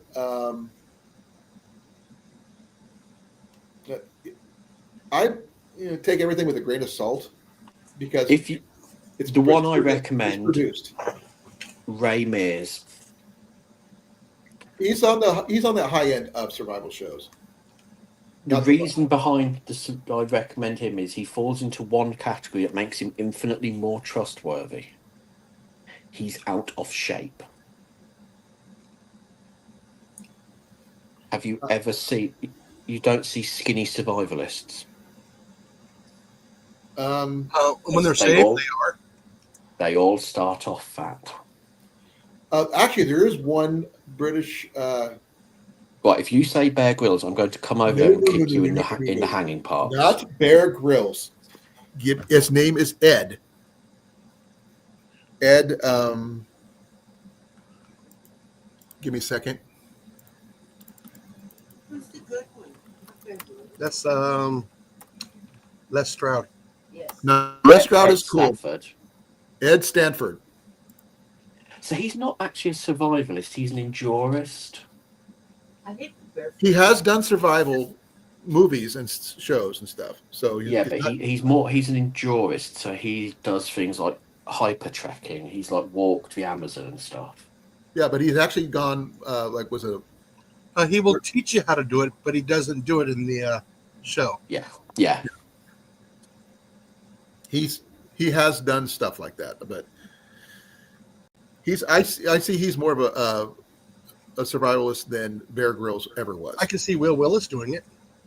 I'll have you know, there is nobody on the face of the earth who can check into a Motel 6 like Bear Grylls. No. Bear Grylls didn't check into a hotel. His assistant did it for him.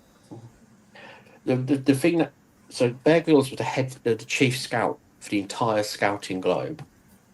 Okay. And everyone said, oh, it's amazing. And all of us were slightly old enough to remember, like, he was in the reserve parachute regiment. He broke his back dicking about in the army reserves. He's never survived in anything other than possibly a 4-star hotel. Okay. To answer CR's question, Dude, You're Screwed. I love that show. Oh, we don't have Really that over here. stupid. Loved the show anyway. Never seen that. Oh, it's Matt Graham was on there, which is I actually like Matt Graham. He's more of he's not exactly a survivalist as a lifestyle kind of person. What's it about? He's also ultra marathoner. Yeah, well, no one's perfect. Hey, he also uses an atlatl to hunt with. So what's this Dude You're Screwed about? Okay, you got these 5 guys from different backgrounds. One is this sounds like a special interest movie. Okay, the guy who's the psychological survivalist of England, the best one. Then there's another guy's a retired Army guy named Tom, a ex-Navy SEAL, a ex-Army medic, and somebody else and then Matt Graham. And they basically, the 4 of them kidnap one of them at any given time and drop them off in the middle of somewhere on the planet. And they basically blindfold him, strip search him to make sure they don't have any survival items on him, and give them like maybe 5 items, and they got to find their way out within 100 hours and figure out where they're at in the meanwhile. They literally dropped Matt Graham in the middle of in the nowhere in Finland with a Santa Claus suit. But one thing I would say about Matt Graham on that show, wherever they put him, he had this uncanny ability to find a pretty woman. Don't ask me how. He could be in the middle of nowhere and he comes upon a pretty woman. And that's it. Yep, dude, you're screwed. Cody Lundin, he's good. He's a desert survivalist. But he's more of a lifestyle person, too. I don't think he's asking for water. Everybody, I would say that, Mix. what's his name? Dave Canterbury redeemed himself after he got off the show. But that's about it. You see, we don't get a lot of these survival shows over there. Just don't. We had Ray Mears, and after that, everything just seemed a bit Hollywood, and it loses a lot of traction in the UK. Les Stroud is one of my favorites. I'm sorry for, don't get nothing wrong with Ray Mears. Don't get me wrong. I've seen his stuff. But actually, one of the best survivalists I've ever heard about, I'm not sure if you've ever heard of him, is from Iowa. Has anyone heard of anything from Iowa? This guy went up to Alaska and lived there for 40 years and built his own cabin and everything. Oh, I've just finished watching the movie about him. Yep. He's from Iowa. He did it all on his own. He filmed it all and everything. He was the first person to do that. Yeah, the movie's narrated from his diaries or something. Yep. And Very his interesting. movies. Yeah. Yeah. Creek That's Stewart quite is interesting. decent. I like Creek. Don't get me wrong. I like him. But I don't know him well enough to know anything else. I can see Will Willis doing survival shows. Will Willis, he's okay. Or Grand Thumb. Who? Grand Yeah, Thumb. actually, yeah. I'm not familiar who that is. He's kind of funny at the same time.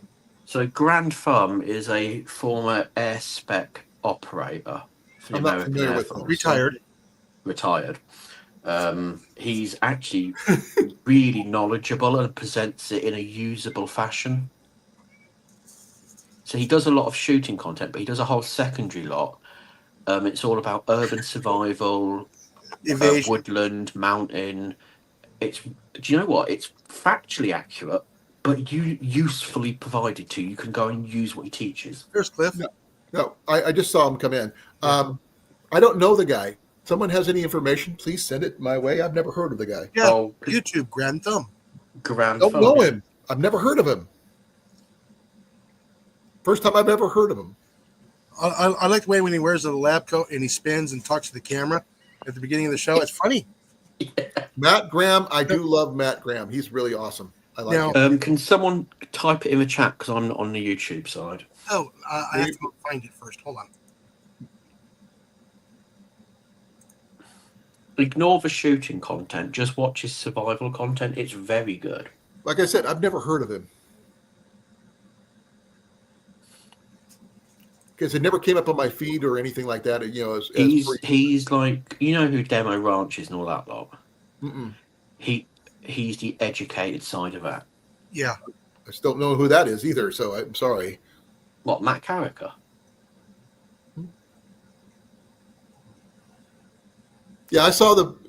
Hey, Tyler, how you doing? Ajax just got here. Okay. Hold on. Hey, we're gaining people here. How's that possible? We've been going for almost 2 hours. We're talking survival TV shows and survivalists, and which ones actually. I don't have give you them on good my information. list. I got unsubscribed. From who? Yep. Hate crime. From who? YouTube probably did it. From who? Yeah. Who'd you get unsubscribed from? Grand Thumb. If anybody wants to come up, the link's at the top of the chat, folks. Say no, fight the power.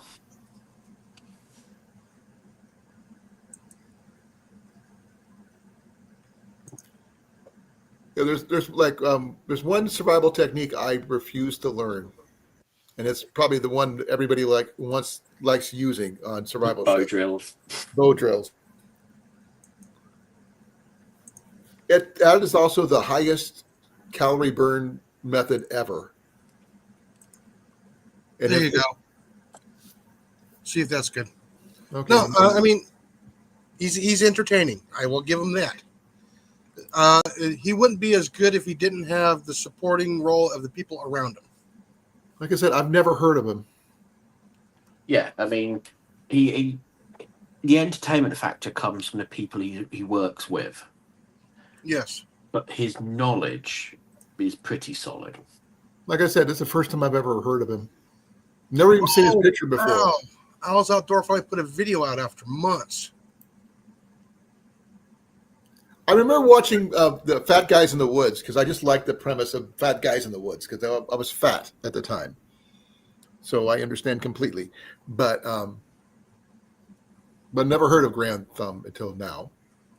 Very, very easy to watch. Like some of his stuff is 15 minutes, some of it's 2 hours, and it still feels like 15 minutes. You're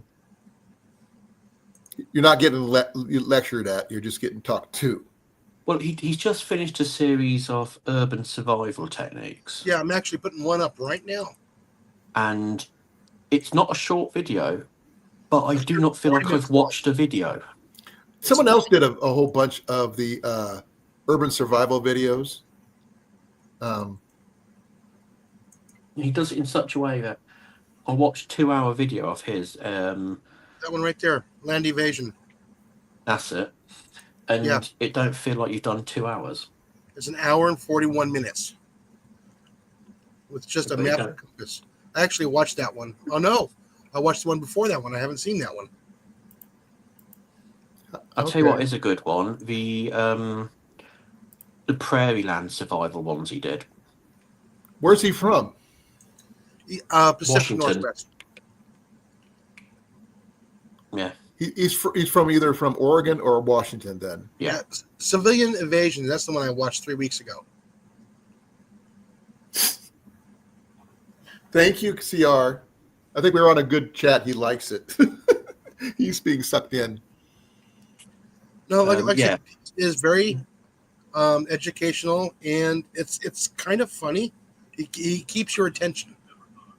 But why haven't I heard of him before? I mean, literally, usually that kind of thing. If I followed a lot of people, you would show up on my feed for, you should watch this. He deals with firearms, not bows. Well, that's probably why. But the information is worth watching, regardless of anything else. But I watch a lot of people who do bushcraft stuff. She doesn't seem like more bushcraft than I. But to go back to a question I asked you earlier, Rob, if you come across one of those kits I was telling you about, if you can find the life raft one, I would love to get my hands on one. But I know there's another one for a plane. Fighter pilots have. Mm-hmm. I'm not going to get the R7, obviously, but the rest of the kit might be awesome to get acquired. What's in it? Because there's supposed to be some really good information and stuff in there. Here's another one. This one was funny as heck, too. Just explain it. Which one is it? The one with Brandon Herrera. Oh, God. Evading drones. Yeah. Shooting them out of the sky doesn't count? No, it's aimed at people who don't have that technology. So if you're trying to avoid something, like they did one where he was avoiding being found in the mountains, in like lowland mountains. So he's going on, if you were running away, what would you have on you? He teaches you survival, not survival with tools. Well, I know how to make a bow. But anything with Brandon Herrera in it is automatically mental. Oh, no, it's still funny. It is. I like Brandon Herrera. I don't like people who are ridiculous, though, and who try to be super funny on purpose. No. No, that is Brandon's nature. He doesn't try to be funny. He's also very knowledgeable. Have Yeah, you seen Man, Woman, Wild? Yeah, the husband wife team. Yeah. Michael Hawke and his wife Ruth. Mhm. I actually like their stuff because they actually had to shut down one of their shows because of Ruth's condition, and they said, "This is why I'm shutting it down," and that they just flat on ended it, not a full episode, because the dehydration was a factor, and that if it gets to that point, that means they're really going through it. And do they have a safety team in radio call? Yeah, but they don't rely on them because you get to the point where you're trying to survive and you're dehydrated and everything else. Les Stroud also had a de-stress radio too. He Yeah, always but had somebody 5 miles away. well, no, actually, I think that one time he was trying to keep away from people. Remember when he did that one? Got himself lost on purpose for people to find him. The search and rescue team had to come find him on purpose. Yeah. And he got majorly lost on that one. But he did that one. He actually brought a couple of firearms with him when he went. The one he did with his buddy hunting. If you remember that one. I haven't seen all of his episodes. There's this one. He goes hunting with his buddy. I think he's using a black powder and his buddy's using a shotgun or something. Yeah. And they only have limited rounds. They've lost their ATV. And they have to survive until they can get themselves out. But my favorite one's one when he had horses. Yeah, I do remember the one where he got himself sick by eating the oysters and he had to call for help. Oh yeah. His first movie is Snowshoes and Solitude. Yeah. Both him and his wife got Giardia, which really sucks. Oh well, that can end you. Oh, they got hospitalized for like 2 weeks or something like that. Yeah, you ain't coming back from that too fast. Oh, they did. They went right back at it, but they didn't boil their water properly. That's why they got it. But now that I'm not sure which one you're talking about there, CR. Yeah, where is Cliff anyways? He's supposed to be up. He didn't come up yet. He mentioned something about his laptop needing something with the something in the thingy. Oh, it needs to be rebooted or something? Oh, I don't know. I wasn't listening to him. I don't even have my coffee, so bear with me. Oh, he just kind of ended the day. He'll be up shortly. Yeah. That's what he said. The Norway two-parter is a good one. I do like the Norway one, where he finds potatoes in the little field in the wintertime. Having been out in the wilds of Norway, I can safely say those videos do not convey just how cold it is. Oh, I'm sure it's immensely cold. It is a different type. It's not just the cold you have to deal with, it's the humidity in the weather, which means it's really freaking damp and it could suck the heat out of you. Not just, you can be dry, but it still suck the heat out of you. I mean, I'm someone who enjoys extreme weathers. Not me. Norway is a tad nippy. I've survived a few times in the super cold here in Iowa, where my car went in the ditch and you had to walk like 10 miles to get back to town in the middle of winter. That's cold, especially when we weren't planning on going in the ditch. I mean, it generally, as a rule, if your beard starts to freeze, you're probably pushing your luck. If your mustache is frozen, you're pushing your luck. I had just a little teeny little mustache like I do now.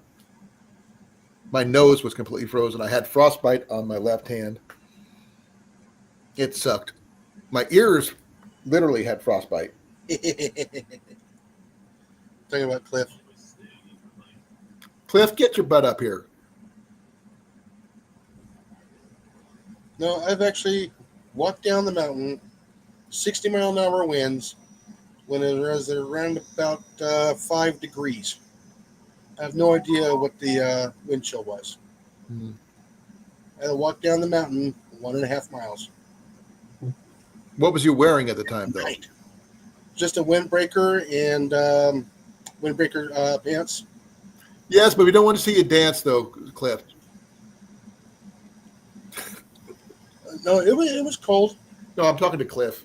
but like I said, the walking actually kept me warm. But it was cold. Oh, yeah. I made it through sub 50-degree weather in a little Dodge Colt going through Rocky Mountains once. It sucked. Oh, daughter's home. You're going to get demonetized. No, not if I don't let you up there, Cliff. You got to get it in the basement first. That's the coldest I've ever experienced. Really? Mm-hmm. The Evanston, Wyoming trip was the coldest for me. Well, I've just booked a camping trip to northern Norway next winter at the start of the new year. What gear are you planning on bringing? Just my USMC bag and a tarp. What fire kit are you taking? Oh, well, SCR. then I'll have to fly stuff out. Like what? Anything I want, I've got to fly it from the UK to Norway. So Yeah, but what kind of, you got to have a fire kit, otherwise you're going to freeze to death. Just bow drill. I'm okay with them. I'm sure you are. I am not. I'm not big girl pants. So there's a few of us going. We're just going to go camping for a long week. Are you going as a team or are you going individually? There's about 3 of us going. So each one might have different gear to carry. Yeah. Hey, Cliff, long time no see. Apparently you still can't see me. Oh, there we go. Oh, Yeah, I we can see you. Oh, no, sorry. I was looking at the wrong screen, so I was like, why am I not showing and up yet? clearly seeing you too. I'll Sorry, be honest, I was I'm wearing expecting a urban bit more from camouflage. Cliff. I could do this. No, like I said, I was on the YouTube side, so I was like, why am I not showing up yet? There's that It one. doesn't work. But yeah. What the heck? I can't make my screen any bigger. Oh, excuse me. Oh. Oh, I can this way. But Who's I over can't. there yawning? Me. So the topic was basically, what survival thing did you ever learn for real out of a movie? That if you can find them and you can afford them, maybe you could hire the A-team. I guess technically Hatchet would be a... Hatchet sucked. It was nothing like the books. My side of the mountain. I read the books and I watched the movie, so... The books were better. Yeah, but Especially at least when with the movie you can see what they're doing. It doesn't. Even my side of the mountain, they kind of chinched on it. But yeah. Evening CR. I plan on using my cold weather sleeping bag, my sleep system that I have, Rob, this week, over when I go to the Cheer County Flea Market. Because I realized my full sleep system, as it stands, depending on the configuration, I can handle every season with that thing. Well, have you got both bags for the sleep system yet? I got the Gore-Tex liner, I've got the intermediates one, and I've got the other one. You got the black and the grey, or the black and the green, depending on Yep. the colour scheme. I got them all. So you'll be good down to -40 just with those. Right. But the thing is, if I want to go lighter, cooler temperature, I would just use 2 of those things, the Gore-Tex liner and the inner liner. Well, the patrol bag is good down to about 40. No, it's about 10. The cold weather bag on its own is good down to about -20-ish, I think. And collectively, they're good down to -40. Right. And it's very comfortable bag, I will say that. Because our temperature when we were in this hotel room was stuck at 61 at all times. Ooh. We couldn't change it. That's nice. Did you have to cuddle all night? Stay warm. Oh, don't Jenny cough was a on me. bed hog when it comes to covers. So I slept with my sleeping bag. I was comfortable. But I do have a new queen size wool blanket that I got at the Cheer County Flea Market last year. Last time I was there.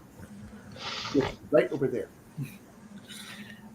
And it's, I paid only $20 for it. So I would not go out into the middle of winter with just a wool blanket, though. I'm not sure how, what's his name? Luke from the Outdoor Boys did it. But that guy was crazy. You know what the best thing you can learn from all these survival movies? Not to do that. Don't get yourself in those situations. You got it. But sometimes life happens and you do get in those situations. But it's good to know how to handle yourself in those situations if you do. So I like using flint and steel to start fires. That's my preference. But if you can do bow drill, go for bow drill. If that's your preference, bring a lighter if you need to. Most of the time they do work all the time. But when they get wet, they don't work so well.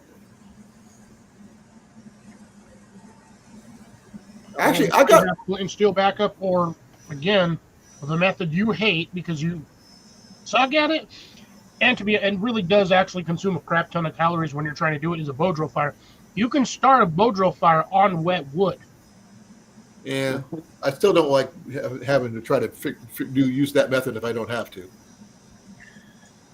I actually see our extreme cold weather gear that I have, my sleep system, cost me $9. Yeah, pay for it brand new. I didn't. Some So people have no choice.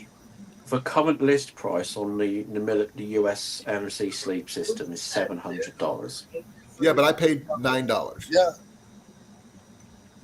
Which colour scheme did you get? You got the Urban Combat one, didn't you? The grey scheme.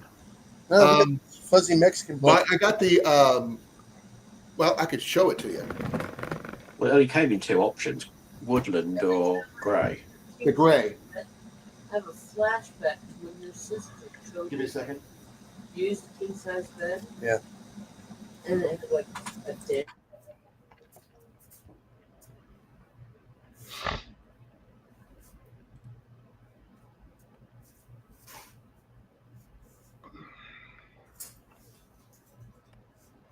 I will admit, the new British Army cold weather sleeping bag knocks the American one into a cocked hat. Oh, I'm yawning. This is mine.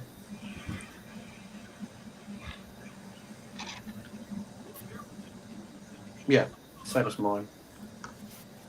And I only paid $9 for it.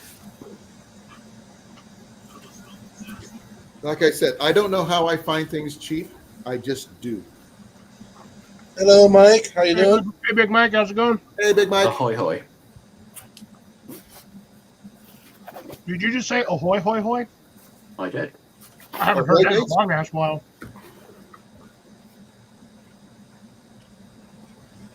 Rob was temporarily a pirate. Yeah, this one's got the multicam Gore-Tex liner cover, and the rest is the black and the gray. It's Steve the pirate. But I got lucky finding a lot of the gear I do, and like I said, I don't know how or don't know why. I just do find it. It just shows up. I'm not sure if I'm looking for it and I'm the only one that spots it, or it's just that karma aligns. Later, CR. Have a good one. Be well, CR. Thank you for coming, brother. Thanks for staying later. He was supposed to be out of here at the top of the hour. And he stayed the next You got an extra 15 minutes. He stayed longer to judge you. Now, I know you got one of these, Rob, don't you? Yeah, I've been rocking one of them for years. And how much did you pay for yours? I think I paid about £90 for it. But Okay. I've got both stuff sacks as well. I've got the main stuff sack. I didn't have to buy. Yeah, that came with it. Mm. So I didn't have to buy that or anything like that. So I've got the full woodland. I don't have the woodland one. That's the only thing I wish I could swap it out. But I'm okay with what I've got just because it's better than not having anything at all. And as long as it still does the same job it needs to be doing, I don't care. I'm still waiting for the day that countries start painting buildings in ACU. We can finally use all that camouflage gear. Oh, those are dry. Now, Cliff, what kind of what's the cold weather gear you have? I have a 0 degree mummy bag, and that's it. Oh, okay. But it gets down colder than 0 degrees there in New Mexico, doesn't it? Every once in a while, but like on rare occasions. I mostly had it for when I was in Denver. But honestly, I could probably take that thing down to probably -15, -20 with a thermal insert. Right. You could get it down to -10 with a silk liner. I was always thinking if you put in a sleeping bag liner on any one, you give you an extra 10 degrees. Well, it depends on the sleeping bag liner you use. Some of them are summer liners, which are extremely thin. Yeah, they're designed to dissipate heat. Yeah. And then there's the thermal liners for wintertime, which are wicked thick and actually retain more of the heat and they don't really, you're not sitting there perspiring like crazy, but it does heat sink. So all the heat stays where your body's at. I have a British mosquito bag liner. I tell you what, I think given the choice, I'd take the mosquitoes over the heat that thing retains. It is just unbreathable. Well, I know mine's unbreathable, but that's okay. Yeah, I want to get a nice beaver blanket. A real beaver pelt blanket. The closest I've ever come to one of those, I used to own some beaver mittens. Yeah. I ended up trading. You are not going to be cold with those. Huh? You will not be cold with that. I traded them away. I've got at the house, technically, I've got, well, not me personally, but my mom does. She's got the 3 sections of sheep, like sheep blankets. Okay, sheep blankets. Supposed to be pretty good. Shirley made it this evening. Wow, she's not at work today. Surely you jest. Shirley, I think we've done something like that similar before. No, I tried to talk her into making her do some mom jokes and call it Shirley You Jest. Oh, that's right. I remember you talking about. Yeah, that's what you were. Okay, that would make a good series. Yeah, you could try a different technique every time. My favorite technique for starting a fire without a lighter is flint and steel. I think what we should do is we should do a fire starting thing, and I will draw names out of a bag for different types of fire starting, and it won't be rigged. Yeah, it would, because I end up with bow drill. I can guarantee it. You might not. You might get string and twig technique, which might look similar to bow drill. It's all same thing. It's a bow drill, and I don't do bow drill. What if we call it Bo Derek? Would that encourage you to do it? I wouldn't do Bo Derek. I'm sorry, I'm taken. No, it's just the fact is I can't kneel as it is right now anyway. So I don't have that option anyway, physically. Flint and steel I can do. I can do some of the other ones. Can't do the fire plow because I have to. A lot of them I have to kneel, and I can't really do that. Not really. I would have to kneel to get the proper technique. For me, I can't. I have to kneel. Yeah, most people I've ever seen use a fire plow, they just wedge it between their abdomen and the tree, and then they just go from there. But you have to have a really long piece. Yeah, and there's the bamboo cross method, which I don't have bamboo here, so I can't do that here. There's a lot of different methods. Now, the Barney Fife hand drill one was really interesting. If you've ever seen that one. I'm sorry. I know you guys all know this because everybody here has watched any sort of Boy Scout starting fire horse shit from like way back in the 80s, where they got the two sticks vertical like this and they'd rub back and forth like that. You ain't starting a fire that way. I'm sorry. Nope. You can No, sit there until the cows come home, and the only thing you're going to do is wear a hole in the stick. But Okay. you can rub two Boy Scouts together to start a fire. No, just call them Scouts now because it's both male and female now. Yeah, I still think that was stupid. By the way, a movie that about survival that we didn't talk about, The Quest for Fire. If you ever seen that one. No, we call that a Tuesday. No, but The Quest for Fire is a movie about Neanderthals. I know. I've seen Quest for Fire. Yes. The hand drill method that they came up with is really interesting, and it really works. It's just he forgot to spit on his hands. Yeah, that one's still a hard one to do. Yeah, that's hard on the hands. Depends on the sticks you have, but yes, it can be really rough on the hands.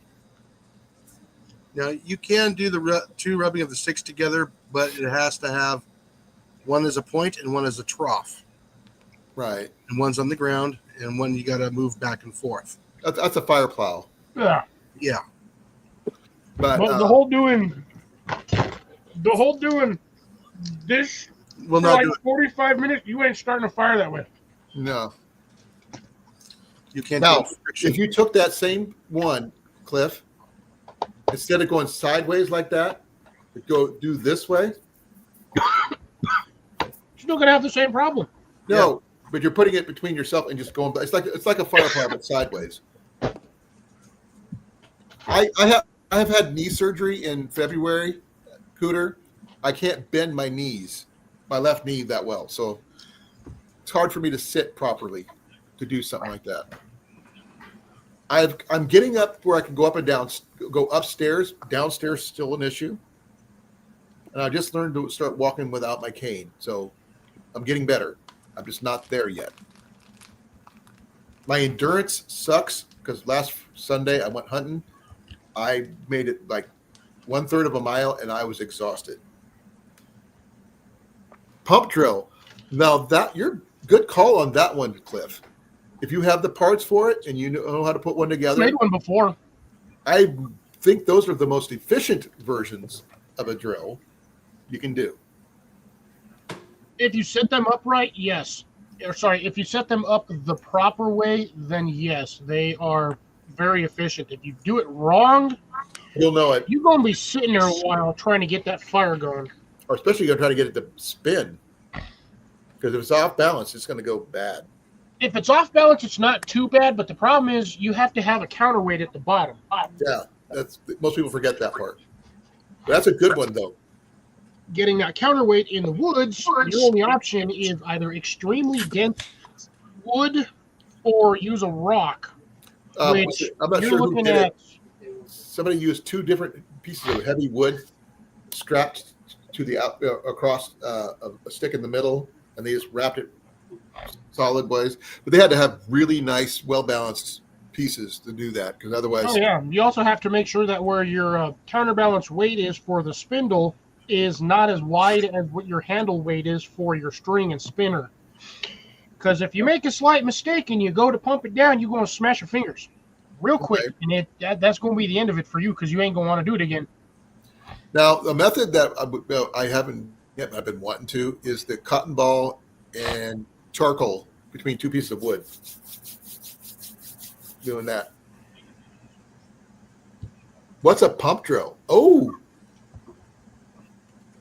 you should look it up, Shirley. It's a really, Pump drill it's is very interesting. similar to a hand drill, but this is what I can do. I can do.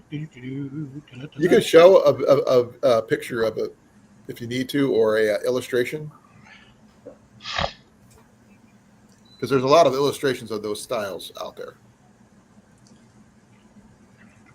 Don't know if that's actually showing up on me. Oh, it is. I haven't brought it up yet. Give me a second. Didn't change it over. It did. It's the Drummond 750 GPS drill pump. Yeah, no, I pulled the main one up on that one, but yeah, I didn't pull that Etsy picture up, which is The really picture annoying. on the left. Yeah. So essentially, this is what a pump drill is.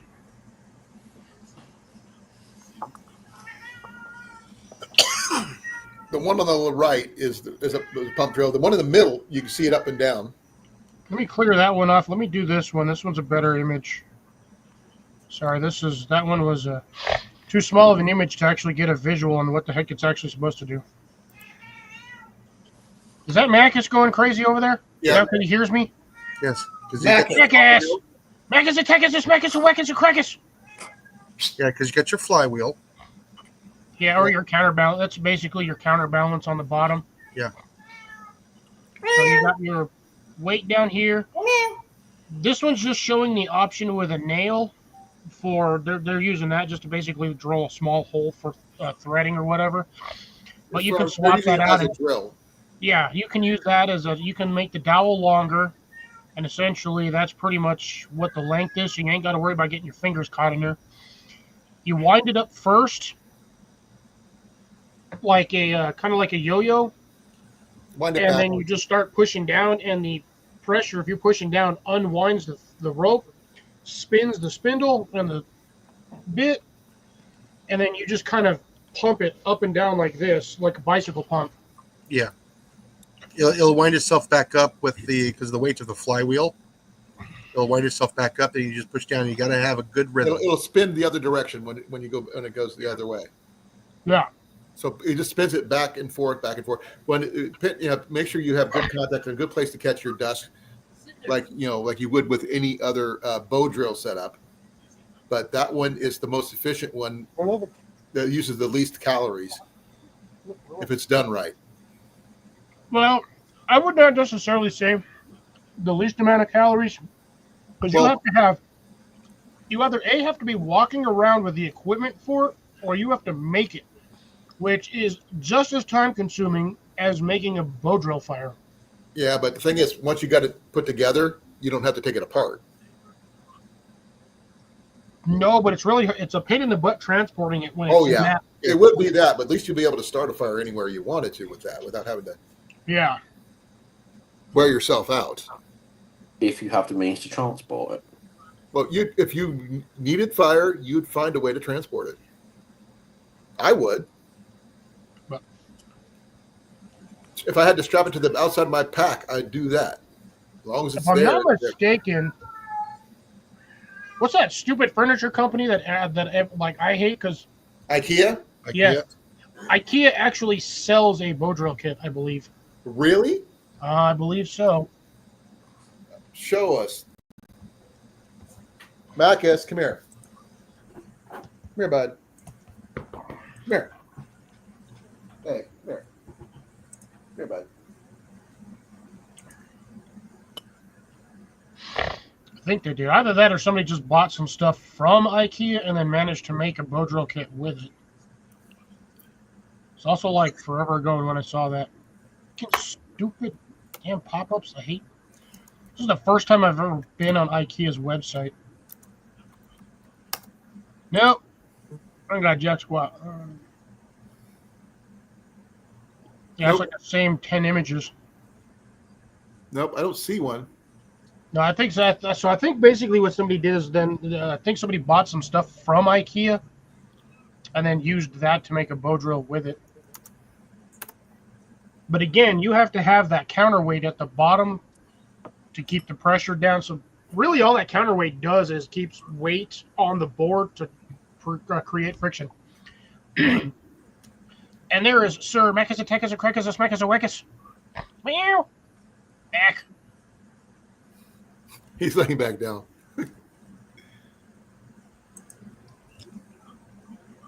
Nope. That's all Mac. Mike, that's terrible. This ain't Pet Cemetery, bro. His farm is. Oh, that's. The remake was terrible, by the way. I did not like it. I like the original way better. It's creepier. Yeah. No, one thing that you and I have together, Cliff, that we could try, which we talked about before, is using those hand drills that I ones like I gave you. Yeah. See if we I can gotta get find where I one put of mine. those. I don't know where I stuck them. I You have cleaned two up of them. one of them, kind of fixed it, but I don't know where I set them. I've got mine. Ian got me, but I don't know if that would work for doing that or not. I mean, I don't see why it wouldn't. Again, that's a lot of calories used to get that started. But again, I don't see why it wouldn't work. Well, I think for one, it'd be more sufficient because the top handle is attached. Friction free, essentially. Yeah.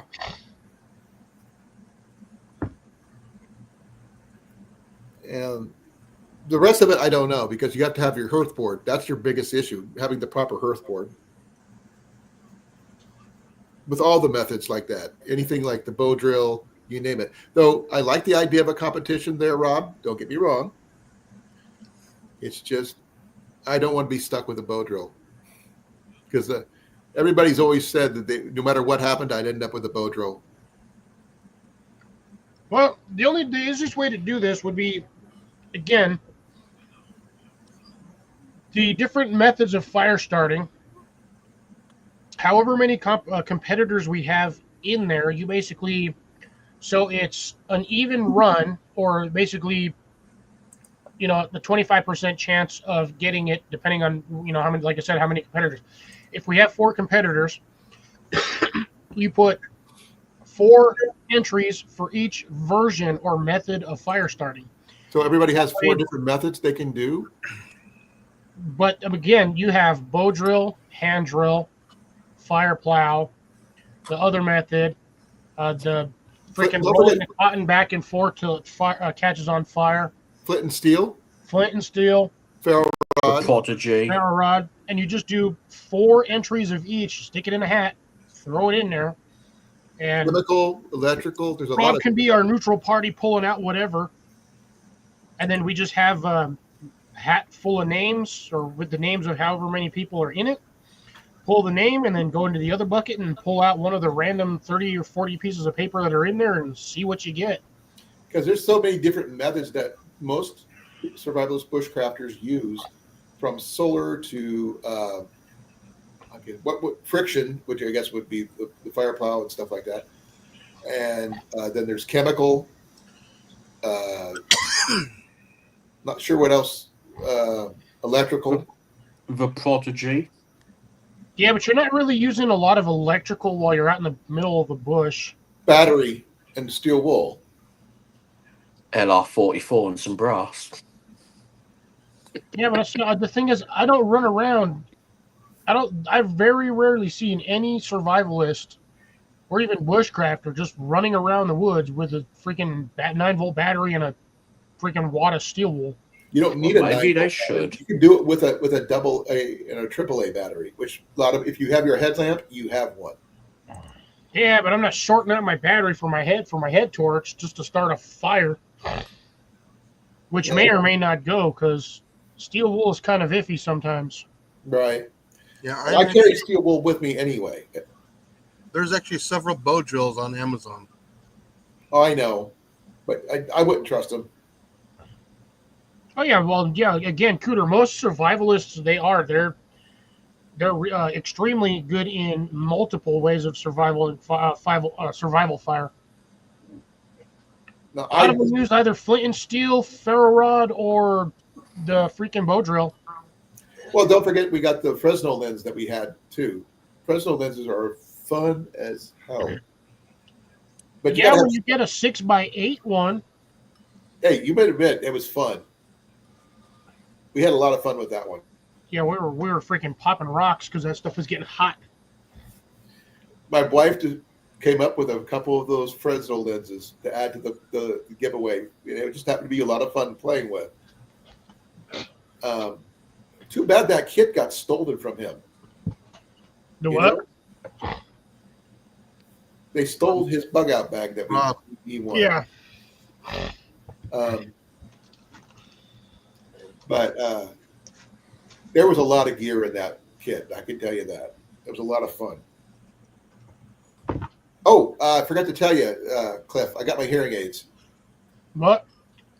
I'm not wearing them at the moment because they're charging. What? He's getting it. No, What? I did get them though.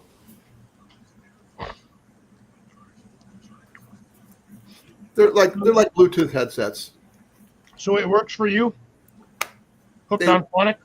Oh. They're okay, but when I'm in a room with a close to something like, or even inside the car, I get a lot of echoes. Cliff, All my we first- all we know is that when he's wearing them, if we go, okay, Colin, order toilet roll, he'll take over Amazon's role and start ordering stuff. By the GoPro, way- start recording.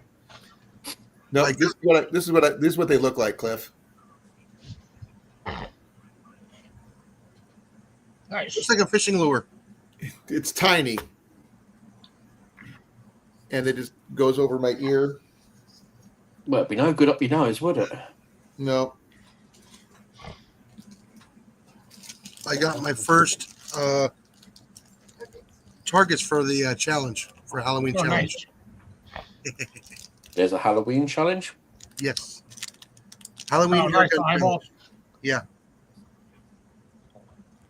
Oh, Waiting for the stickers and the other stuff to show up. cool. no. Actually, a lighter is the easiest, Cooter. Not really. Well, it depends on what you're lighting first. But if you're down there in the fire pit holding that lighter like this, you're going to burn your fingers more than you're going to get started. That's why the first lighter I tried to bring in my kit, Cliff, is those long lighters. I'll have you know that I light up your days. Yes, you do. Like this lighter? You light up, something like that. Yeah, I had an arrow one. Nice. I like that. I had one that looked like an arrow. I had one a long time ago, but it got ruined. I got this nifty one from the meetup. The arc I one. like this one. Yeah, that's a good one. Yeah, I got two of them. I don't remember who gave this to me. Someone. I think it maybe was Jason and Molly. Okay. How well can you guys do this now? Yeah, the arc plasma lighter. Looks like a cattle prod. Hmm. By the way, it works really well on worms. Cannot be taken on planes. Who's the one that tested it? Me. Yeah. On the one spot, I shouldn't have tested it, but I did it anyway because why not for science? Okay, Well, guys, you know. I'm asking a question about my. I got my hearing aids Bluetooth hooked up to my computer. Can you hear me? Not really. Not Yeah, really. Really quiet. Okay. We can hear I him. can hear you. Is it loud? Soft? What? See, now it's It's better. o- Now that you're way it's over okay. next to the computer, we can hear you. But when you're way the shit back there, Oh yeah. your voice is. Just the fact is that it's just I'm getting used to Bluetooth. I hooked it up to my computer earlier today, and I'm still getting used to it. Well, The all other you're thing going to is get like from that echo. is the sound, not the audio. You're The other getting thing you're gonna sound need to in, not do- out. No, I've got a mic built in. Yeah, you're going to have to learn to project your voice now. You've got those. No, my voice projects a lot, according to Jenny. Already. No. Jenny wants you to shut up. There's a difference. That's true, but that's beside the point. And now you can't say you didn't hear her. Oh yeah. she knows that. No, it does help a little bit with my tinnitus, but not all of it. My right one's really bad. But lighter is not always reliable. Yes, that's true. But all a lighter is a ferro rod and steel. That's With all gas. it is. With gas, yeah. But without the gas, it's still a ferro rod. Yeah, you can still start a fire without the gas in the lighter. Mm. It's really hard to do it. That's But fine. they can't.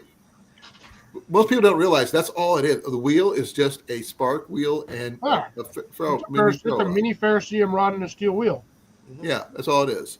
I'd just like to say I didn't start the fire. Neither did I. It was in But I did fact add some always fuel. burning. We added fuel to Well, the Bruce Springsteen is always good. Thank you. I threw a couple cans of petrol on it. Ooh. Macus. Okay, he died. Well, now you're gonna have to get 2 cats. Apparently so.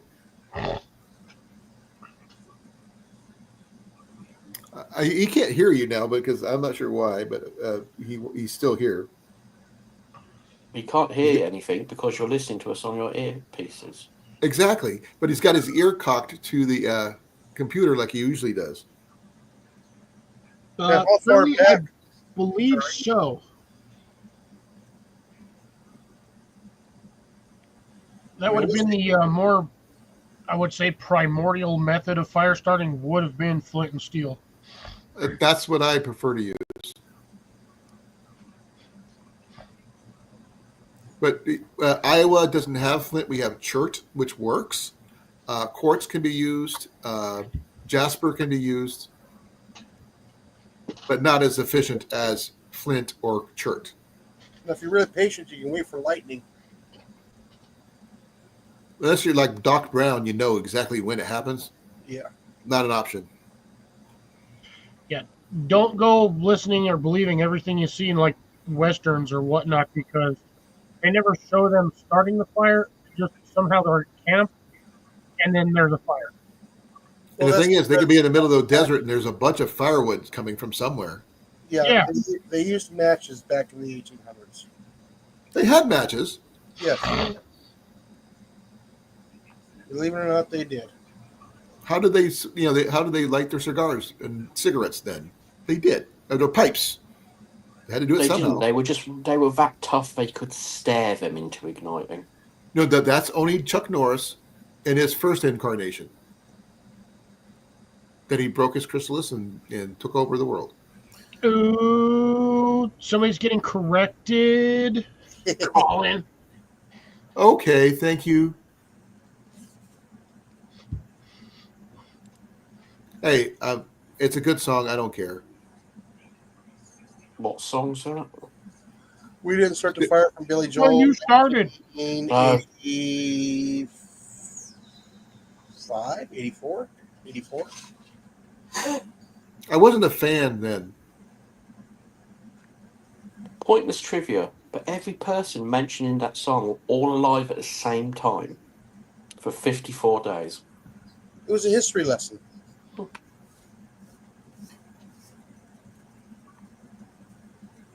There's your pointless trivia. And who's for the the day. proverbial we? I would like to know who this we person is. Sort of like the royal we. Or is it like them? Or No, sorry, it's a they. bunch of mice. The What about the proverbial ones that they. keep on, or us? What about us? Who's us? All I know is we are the world, we are the people. Now, us is, You're the children. Us is going to be Pink Floyd. Because it's us and them. Well, we don't need no education. Yeah, that's definitely Pink Floyd. Proving categorically that much education was in fact required. Okay, now we're doing music quotes. Okay. Now we're getting a little loopy. Macus. We started off the conversation with CR starting building his kit, and he was trying to figure out how to purify water. Now we're on to music quotes. Okay, it's an interesting, progression of facts there. Actually, lysergic acid would sterilize water. Welcome to Gen X online. Well, not all of us are Gen X. So I'm Pink Floyd honorary could Gen X, technically so I don't care. sterilize You're water. an honorary one, yes. We do count that. But I'm not sure how old Rob is. Rob is Gen X. What year, Rob? 86. Nope, he's way past the margin. Oh, Nope. he's I honorary. graduated high school in 86. He's honorary. But you're, He is, we could. Technically, by standards, he is a true millennial. He's adjacent. He counts. He's got the beard. He counts. I don't have a beard. Then again, it all grows up top. Yeah, yours went the other way. I'm also European, so it's not exactly like you see a lot of Europeans with thick beards. You do. Yeah, him. Oh, the Vikings. You're not European. Vikings. British. Which is in what? Europe? Not to utterly rubbish your argument, but please look at the photo. Look at the beard. He's also Please a look at- ginger. Please look at the entirety of the Scandinavian zone, Well, even his buddies in his videos have got good beards too. or any of the Celtic nations. That's why they're all villains. Yeah, but I'm European Spanish. Yeah, you got the wrong end of the deal there. Sorry. Yeah. I got the shit end of the stick on that deal. On my dad's side, I'm English. On my mom's side, I'm Irish. We said we should say Northern Europe, not Southern Europe. How's that? At least it's not Eastern Europe. Germany. No, What? I don't see too many Italians with a good beard either. Yeah, it's because their hair follicles are too drunk to grow. They do have good mustaches if you count Cesar Romero.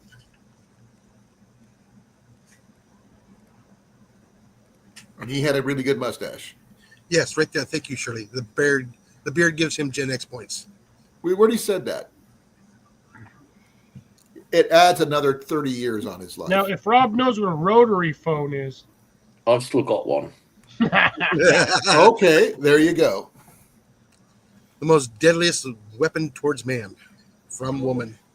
There is nothing like a blow to the back of the head from a rotary phone. Yeah.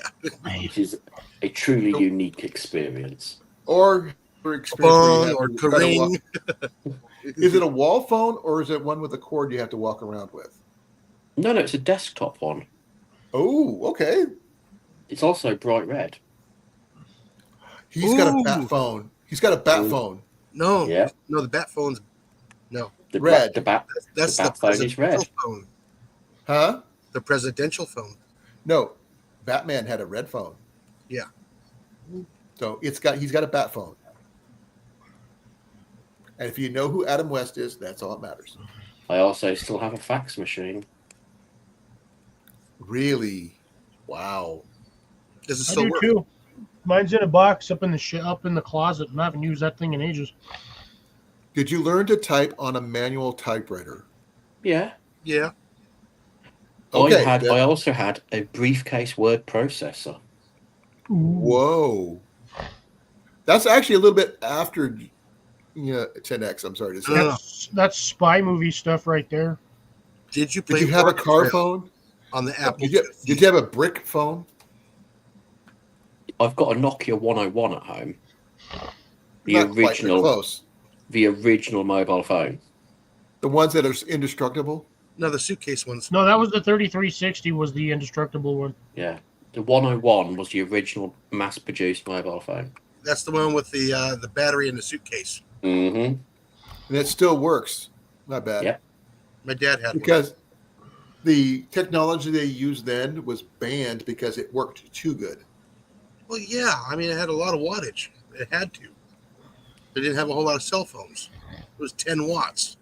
Yeah, but the thing is, they still banned it to use lesser technology, which was really stupid. That was not me. That was my phone. I have. Oh, I've got an awful lot of stuff. I have still got, and I'm trying to think of the model number. It was the Atari that came in the elongated briefcase, like the piano case. I've still got one of those. The one with the keyboard on it. That's the one. Use tape cassettes. They had the 400 and the 800. What was your Yeah. first computer there, Rob? My first, oh crikey, that would have been a Macintosh RM. I think it was the 01. The Apple IIc. Apple IIc. A 517K disk drive. Technically, it wasn't the first one I owned, but the ones at school with the floppy disks. That was probably the Zenith 248. And I had those when I was in the service. Now, I played a lot of Oregon Trail on that Apple IIc. His connections with the military surplus over there gives him a little bit extra points, surely. Man, Just Oregon saying. Trail, that game was brutal. The original Oregon Trail, Yes. 8-bit. Yeah. It's all Handy- blocky and grainy. It looked like you're playing it on a 4-megapixel TV. Big Mike has had a Tandy 1000. That beats my Apple IIc. Well, that's what the schools had back in the 80s. No, mine didn't. Ours did. We couldn't rate that. We were a small school. How many people did you graduate in high school with? My high school? Yeah. A little over 800. We had 49. Yeah. And we were What's a VIC 20? we were the last large graduation class. Damn. Ours was on average one of the last small classes. Then they after I graduated and moved away, 10 years later they incorporated with another city and they Oh, the combined Commodore schools. 64? I forgot about that one. I forgot about that one too. We had that one in grade school. One of the guys in when I was over in Germany had an Amiga. It was awesome, really fancy. Got to play all these different games on. But yeah, I remember I was 5th grade when we got those the first computers in, and everybody got 15 minutes a week. Mm-hmm. we didn't have computers We didn't have computers in high school. No, this is when I was in grade school. We didn't have them in grade school either. Yeah. But I'm a lot older than you are, so Only 6. all it takes is 6 years in computer years. That's a lot. Yeah. And also location too. Yeah, I was in the middle of nowhere, Iowa. Yeah. I will let you guys know. I'm going to go for about 8 more minutes Okay. because I'm getting limited on my time. So hopefully, I'm not sure about next week. I may have to go over to Talk Studio because I'm out of time here. You can have like a half hour left. You can still start and finish. Oh, okay. Because I had like 4.5 hours left, so I wasn't sure. Yeah, you can go over just a little bit. Well, right now I'm going to go to 10 o'clock, and then I'm pretty much toast because I'm tired. I had to get up really early because my appointment to get my hearing aids was at 8 o'clock this morning up in Marshalltown. Oof. Yeah. No, I don't. I think I did once, making it all the way to Oregon without dying. I did it several times. But the thing is, it doesn't matter if you try to do the same thing every time; it changed on you. Yeah. It really sucked. You couldn't use the same technique twice. Except for shooting the deer, that was the easiest part. Deer or the buffalo? Yeah, it was easy to time it. Yeah. As long as you had a decent screen. It wasn't hard. Well, let's see. When It I was hard had making my- it from one side to the other without getting dysentery. somebody died of dysentery. It didn't matter what you did, how you did it. You could have played that game physically as flawless as the game would have allowed you to, and somebody would have died along the way from dysentery. Yep. And Just randomly. It's like, oh, congratulations, Henry died of dysentery. What did he do? He died of dysentery. That's what he did. He drank the water. You know there's somebody recreating the Oregon Trail Still out there. ride, and they are in Conestoga wagons, the whole 9 yards, from all the way to Oregon, going all the way to Oregon, and they're doing it on with wagons and horses, and they're walking the whole 9 yards. I'm not sure how they're going to do it, but they're recording it. It'd be like Red Dead Redemption. Yeah, I don't know. pretty I much. haven't played it. I don't know how they're hunting their food or anything like that. Red It Dead won't be, Redemption. it won't be Oregon- truly accurate Oregon, because the Trail climate's is- changed. They're not going to get hit with the cold winters like they would have back then. Oh, They timed it where they're going to hit winter too. Just stay away from Donner Summit. You'll be Yeah. fine.